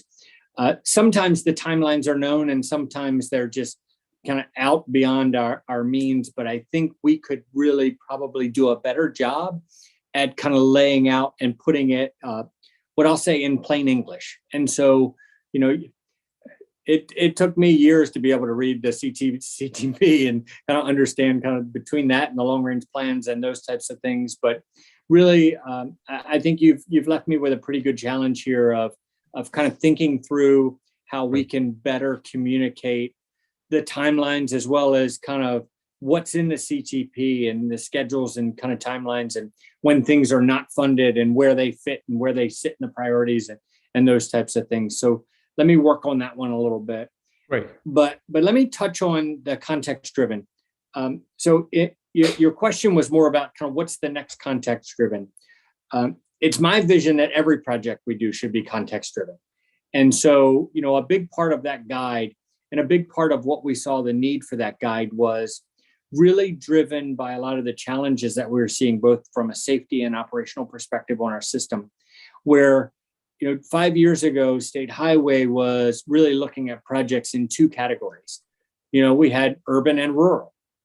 And so what we found in the context guide is there's really, you know, and that was maybe a result of somebody putting a planner like me in charge of SHA, but it was more of kind of looking at several different categories, whether you're a town center or really suburban, looking at all those different land use categories, and then having the right set of tools for that community. And so when you're just living in two sets of tools, urban versus rural, and you're dealing in some of those areas that are in those areas in between, you kind of pick one. And so a lot of times what I was finding was we were using the same tools on an urban arterial that we were using on a high-speed US route. And that doesn't work.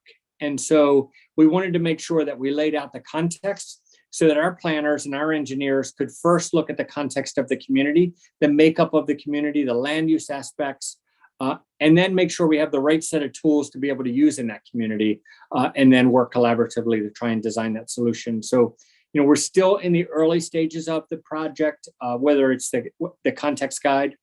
And I still think we have a lot of work to do on it, but I think it's the right step in kind of getting a broader set of tools for State Highway. But we're happy to engage with you on that one continually. And let me work on the right way to communicate some of these kind of local priorities across the state, and how we can be more transparent about timelines that we know and timelines that we don't know. Good. I don't only care about Gaithersburg and Rockville. Sure. The Rockville access to the intercounty connector, do you want to comment on that? Is this the one at Norbeck? So absolutely. So we were monitoring that intersection probably right after the opening of the ICC. It was starting to kind of fill up because you know traffic is like water. They find the easiest way and they kind of work that way. And then that fell off a little bit because of the pandemic traffic, but I'm happy to re-engage on that intersection and work closely with our district and see how that's operating and see if there are some real short-term things that we can do to maybe make that a little bit operationally more palatable. Okay, well, let me just conclude by saying these are not the only three things that I care about, and there are other issues that we're going to talk about. And again, I want to reemphasize, I'm very impressed, as are the members of my committee, with the professionalism and the courtesies that you and your leadership team have shown my committee. And so thank you for that. And with that, Senator, the floor is yours. Thank you, Mr. Chairman. Delegate Polakovich-Carr, do you want to add anything? Is there something that Delegate Barve omitted, or should I go? No, he covered everything. Okay, great. Thank you. Delegate Gilchrist couldn't be here this evening, but we all share our commitment. So Delegate Barve talked about us being the legislators for Gaithersburg and Rockville. I also often describe myself as up 270, up 355, up the Metro Red Line, the high-tech corridor. Like, we are really an infrastructure district. And with that in mind, and because this is a multimodal hearing, I'm going to engage with a bunch of modes, some questions and some comments. I want to outdo Delegate Solomon, my good friend, with Chrissy Niser's ability to use a magic wand and get a passport. Administrator Niser brought a dead constituent back to life. So I think that's pretty impressive, and was able to make sure that he did not lose Social Security benefits and all that by accidentally having him dead in the MVA records. So yay for her. Thank you. Charlie Scott is wonderful, but WMATA, the Washington Metropolitan Area Transit Authority, Washington Metropolitan Area Transit Authority, or Metro, I think we are all pretty concerned about the unexpected delays in the reconstruction and timetable in the safety improvements on the overhangs. We understood, we appreciated the buses, and Charlie has been wonderful and communicative, but really disappointing that it is not just a little delay before people can get on the red line at Shady Grove or from the south and go northbound, and they need to get off and take a bus and transfer and get off. So I had worked with Rockville Council member David Miles on getting assurances from Metro that there would be extra shuttle buses over Thanksgiving, the Thanksgiving holiday, and that they would come really often. I had an image of people with suitcases and whole families and shuttle buses just being overloaded and people missing flights. So I'm going to say that again for the Christmas holidays, New Year's holidays, and all that, and depending on how long that's going to go. But I would ask on behalf of the four of us and the municipalities that we please be regularly updated on that, and I hope that we can move that forward. Next, I've already been messaging, but the new official MTA administrator, Ali Arnold. I've been surprised and frustrated by how terrible cell service is on the ICC, the Intercounty Connector. And it just seems to me when people are paying a premium to ride on a road, they ought to be able to return a phone call safely, hands-free, using Bluetooth and stuff, and not have constant missed phone calls. So to the degree that that can be investigated, I'm really interested in hearing that. Next, again, I've been Assistant Secretary Ports, Delegate Ports, always. I appreciate your attention to the website. I agree with Delegate Carr and the concerns, enormous delays. And I think that just makes it a lot less user-friendly. I was on the website recently doing exactly what Delegate Carr said, was trying to get some receipts for a reimbursement for a trip recently. And I had to call help. I had to call customer service because the website was so confusing. And I use websites every day and I'm not that stupid. So I don't know why I found it so confusing, but I'm glad that Mr. Ports is working on that. I am tossing to you, Jim, for an update, please, on tolls. I continue to have concerns about the proposed Hogan widening of 270 with pricey tolls. Delegate Carr and I were two of the witnesses who testified about the pricey tolls, as well as the environmental impact. And now that we do have a federal infrastructure bill, and there's the possibility of federal funds, I am really worried about the enormous impact on the middle-class folks and those of us who are on restricted incomes, trying to alleviate and avoid traffic by using a lane that we're not going to be able to afford, and having the free lanes just be incredibly clogged. The ICC, as you've heard me say, Mr. Secretary, is a splurge for me when I take it, and these lanes would be more than twice as much potentially, and more than that. So I'd love an update on the timetable and status. I heard 19 cents a mile. I've heard they're always, and that doesn't sound like very much until you multiply the number of miles that constituents in Gaithersburg and beyond are going to be driving. And then the last thing, I think Delegate Barve did a great job, as did Councilmember Harris, Council President Hucker, and others talking about Watkins Mill. And I just wanted to say that I don't think that Maryland can call itself open for business if we are talking about bringing hundreds and hundreds of jobs to companies like Novavax. We're talking about hundreds of new homeowners there. And yet we've got this beautiful new exit off of 270 at Watkins Mill, and we're grateful for that. But you know, kind of like the bridge to nowhere. If they can get off the interchange and then get clogged in traffic, it's just going to slow down the economic development of the region. We need pedestrian and bike safety. I think it was Councilmember Harris who said, you know, the ADA accessible questions are significant. I did a site visit with the city of Gaithersburg the other day, and there was extreme, you know, extremely steep sidewalks that if one were in a wheelchair would be like a roller coaster going down and would be inaccessible going up. And so I really hope that we can have some attention to that. My understanding is that this project has been on the books for 18 years, and it just seems time for us to make sure that people can to get some improvements. Even if there are questions around the park about moving up that far north, we still should be able to do intermediate section to make sure that the town center, that Old Town Gaithersburg and up through Watkins Mill are more accessible. And the last thing that I will say, Jim McNulty is one of the 5 candidates, talented candidates who ran for Gaithersburg City Council, and he was one of the 2, along with Lisa Henderson, who was successful. And Jim McNulty has been on this for years, and so I want to put it out there that he is dogged, and I support his effort about adding more Gaithersburg signage on the highways. Things say Rockville as well, they should. But whether it's the ICC or 270 or whatever, there isn't enough awareness that this is the exit if you're trying to go to Gaithersburg. So I want to put that out there, and I would love to continue those conversations. And you are now going to have a Gaithersburg council member following up on some of those issues. So you can answer any of those or none of those, but those are my concerns. And again, I joined with, I talked to Senator Feldman about Watkins Mill and Senator King, and I'm not speaking for either of them, to be clear, but this is not just a District 17 issue, not just a Gaithersburg issue. It is a regional economic development issue when we're talking about Watkins Mill.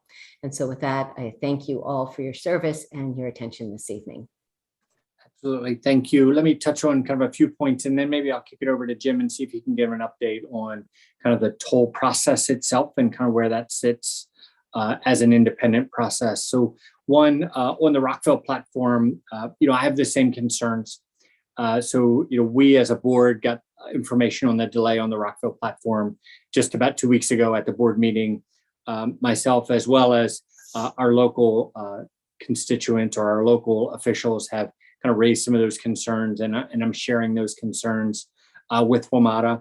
I would love maybe follow up with you and see if I can get some more information on the exact kind of buses that you had spoke to Charlie about, because I can, from my board seat, be able to advocate for the same things as well as serving on that board, and happy to kind of follow up and advocate for that at the same time for Thanksgiving, as well as the other holidays that are coming while that construction is happening. Clarify, it's not a type of bus, it's a frequency.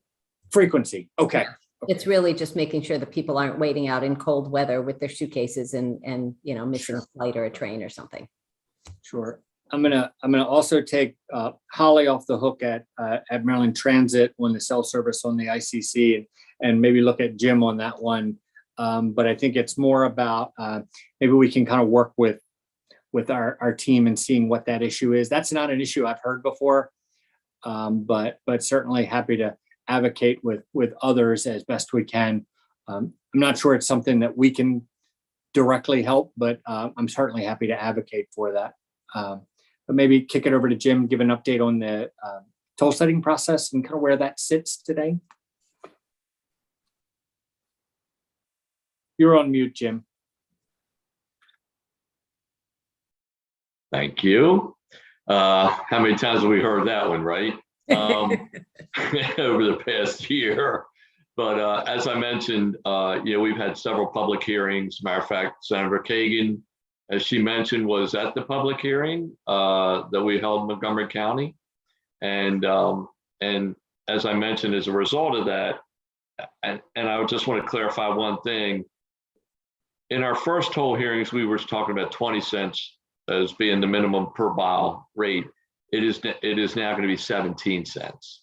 Not 19. I just want to make sure that was clear. I heard that earlier today, but it's 17 cents. And if I'm not mistaken, during that public hearing in Montgomery County is where that was brought up. I'm trying to remember if it was one of your transportation folks or somebody, but they're the ones brought up. But we thought it would we would coincide it with the ICC. The minimum rate on the ICC, which made sense.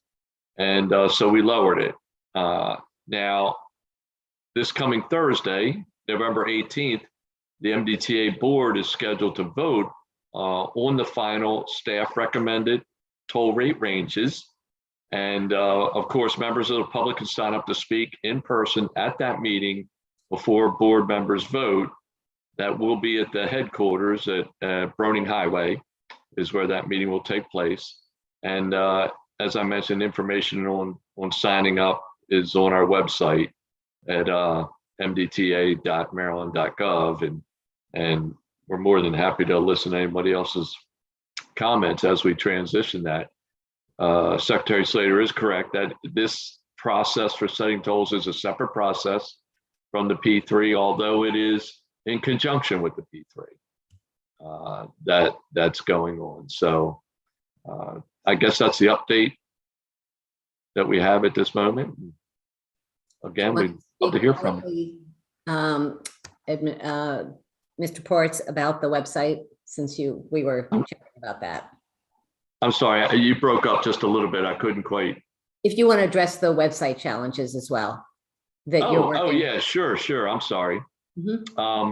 So yeah, you're talking about the Drive Easy MD website, and we have had some challenges. TransCore is our vendor with that, and they came out with that website, and quite frankly, our folks were struggling to navigate through that website too. And I will tell you this: I was so upset about the website that I actually called the CEO of the company and spoke with him directly. And from that conversation, things started happening, and they are addressing some of our concerns. They haven't addressed all of our concerns, but they are addressing some of them.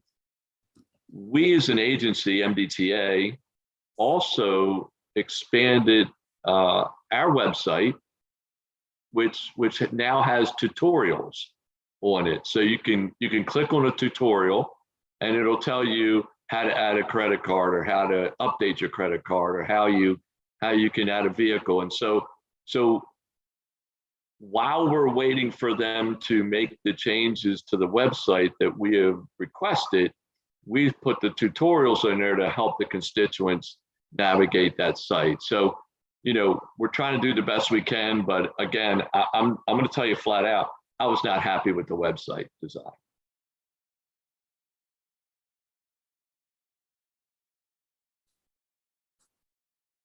And that then goes to State Highway. If there's anything more to say about Watkins Mill pedestrian bike, an 18-year delay.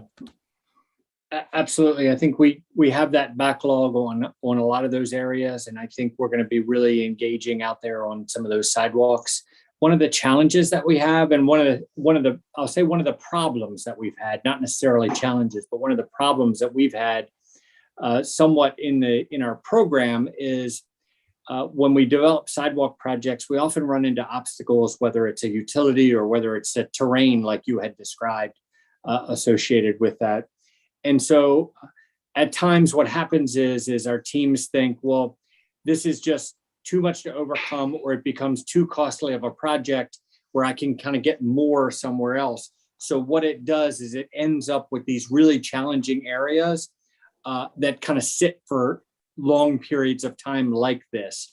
And so I'm not sure exactly what the answer is, because they do, when there's utilities, when the terrain is very challenging, one, they're not ADA compliant. So you have to really make it get into that 3% grade. But two, they are more costly. And so it creates a situation for us where we're able to kind of get less section of sidewalk, but that doesn't make the need any less. And so how do we kind of work on that? I'd love to kind of hear some collaboration or some thoughts on that, because maybe there's some opportunities with, dedicating land from either some of the property owners, or the ways that you can kind of balance that in partnership with the local government to try and resolve some of those more challenging areas. But I recognize that's not a super great answer, but that's the real answer on kind of why those areas in particular sit, because they end up being very costly because of the grade and because of the site conditions and those types of things. And then a lot of times what we'll do to try and resolve that is maybe develop sidewalk maybe on the other side of the road. And then you create a different situation with people having to cross the roadway to kind of navigate this. It's just, we end up chasing our tail at times on some of those, but maybe Tim, anything you want to add on that, or did I capture it? You captured it well. I think the only thing I would add is, and it kind of feeds into what Delegate Barbe mentioned earlier, is just we're looking at using data, but also that feedback that we garnered from the spring with our pedestrian safety action plan. And like I said, we're having another public meeting in December, and what we're doing is we're rolling out where we have our greatest needs or concerns across the state. And it's not just going to be Montgomery County, it's going to be across the state. But happy to get that feedback, and that helps us prioritize. But also we're going to be providing report cards for each county as well, in terms of how we're doing with accidents and injuries and those type of things across the various different vulnerable users. So it's really about, here's our list of priorities. This is how we're going to make decisions. This is where we're going to be making funding decisions, and we need the feedback from our stakeholders and elected officials. So that's really your chance to kind of help us prioritize that even more and move forward with it. So stay tuned on that. We'll be pushing that public outreach soon, and with a public meeting there in December. So I appreciate that not everything can be funded, not everything can be a priority, but as Council President Hucker said at the very beginning, it's one of the county's top priorities, and there are a lot of us who are watching this. It's just a growing and exciting part of our county and its jobs. Administrator Smith, if you can circle back on signage about Gaithersburg, I'd love to hear about that as well. Thank you, Mr. Secretary. Thank you, team. Thank you, Delegate Corman. Thank you, Senator Keegan. We made it to District 16, where things happen. Senator Lee. Thank you, Chairman Corman. Secretary Slater and your team, thank you for your tireless work on behalf of Maryland, and also giving us those critical updates on the Purple Line.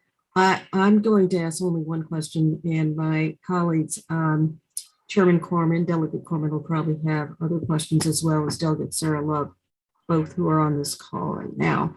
My constituents and members of Congress in our area, and organizations such as the Maryland Transit Opportunities Coalition and CADE, and some other organizations, they've raised concerns with us about the accuracy of the supplemental draft environmental impact statement traffic model, and provided us with some specific examples of some possible inconsistencies in their letter that they provided to the Federal Highway Administration, but also these concerns were also highlighted in some social media and some articles. As this involves a substantial project impacting many of our different communities in different areas, including environmentally sensitive and culturally significant areas, is MDOT going to redo the toll lane analysis to address or fix some of the errors identified by that letter that was sent to the Highway Administration? An example of that was, where I-270 and I-495 merge near Wisconsin Avenue, that exit. This area is heavily congested, especially during the evening rush hour. So adding an additional 3 highway lanes before the merge point without extending any lanes past the merge point will create a bottleneck that'll worsen the situation with respect to congestion. MDOT's own November 2019 analysis raised concerns about the creation of a new bottleneck if that I-95 was not widened past the merge point. And despite these concerns raised, the SDEIS traffic model that is now in existence concludes that there is no bottleneck that would be created. So we just wanted to, our constituents and some other organizations just wanted you to address this issue. Sure. Happy to address it. So let me first kind of talk about the analysis and when a concern is raised and kind of the process there. So, when a concern is raised to our federal partners, we work directly with them and they look at that and they look at all those concerns as they do anything that is raised. But I can tell you that the traffic analysis in the supplemental DEIS followed, accepted professional practices. It used the Metropolitan Washington Council of Governments travel demand model, and it had been vetted and validated through simulation models and a variety of really professional practices. And the federal government, because it's the interstate, doesn't really let you cut corners on those types of things. And so a lot of kind of strong professional engineers really went through that model. So I don't have concerns with the model. Now, so the model results itself, I think the bottleneck that you had noted a little bit on kind of that merge area between the Beltway and 270, let me kind of explain what the model kind of shared. And what the model shared, so the traffic that you see in the model is 2040, 2045 kind of traffic. So what you're seeing is this outer year. And what the model illustrated is that sometime between now and 25 years from now, we're going to have to do something operationally on the top side of the Beltway to alleviate an issue. Now, that something can be a variety of things. That something could be just ramp metering like we did on 270. That something could be very small transportation systems management and operations type solutions. That something could be great ridership on the Purple Line kind of running parallel to that and moving some transit solutions along there. So the idea, what that model showed us was that the backup today that is really starting at Connecticut and kind of going in that direction continues to build. And we have to do something in the next 25 years to alleviate that issue to be able to kind of have the full system type improvement. But the volume differences between the build and the no build are less than basically 100 vehicles in that kind of AM peak. So, 1% of the PM peak. So, the trends, we're just continuing to watch those. But I do want to assure you that, the traffic engineers that run those models are very professional. They work with MWCOG, they work with our federal partners, and they vet all of those concerns. So to my knowledge, I don't know that they've responded to those concerns, but I know that they work very closely with our federal partners in being able to address those concerns. Well, I think that's because we have heard them. To probably extend the time for public comment, and as some of my colleagues have indicated, so that we could work together to at least address some inconsistencies that are some of the concerns they have about that new traffic model. Because some of it does that they saw contradict MDOT's own analysis that was done in 2019. And so those are things that we just wanted to address. And we wanted to, some time to work with you, also with our federal partners, on some of those things that we see as inconsistencies. But I thank you for all your work on this and for wanting to work with us on this. So. Thank you. Great. Thank you, Senator. Putting on my District 16 delegate hat for just a moment here. Obviously, a lot we could talk about, and we're active correspondents. I'll put it that way, pen pals or text pals. But two issues I wanted to raise. And I'll ask you to just respond to me in writing within a week or so, although I'm going to post those writings on the internet to be the equivalent of a public hearing. Number one is the American Legion Bridge. There was a buzzy local news story about a month ago about chipping away at the bottom of the bridge and rebar being exposed, and an advocacy group that is no doubt going to give you an award in the near future. They love giving awards. They even gave me one. Is raising efforts off of that to back the broader P3 project, as though the only thing standing between that bridge falling down and us and that chipping away at the bottom is the P3 project. So I want to make sure that repair has been done if it's necessary on the area that was exposed, and would also like a better understanding of the exact life left of the American Legion Bridge. You're going to come back to me with what we can do. It's going to need redecking within 10 years. We're better off just doing the full structural fix now. I get all that. I'd like an actual breakdown, though, of the timing for both of those things. It sounds like redecking within 10 years, structural life, longer than that, but at some point it does go. And I'll say that I think you know more about bridges than anybody else on this call, if not in this state. And so I have great faith in you and the information you provide, but I'd like a response on that. Absolutely. Let me touch on it a little bit, and then I'll certainly provide you a little bit more detail.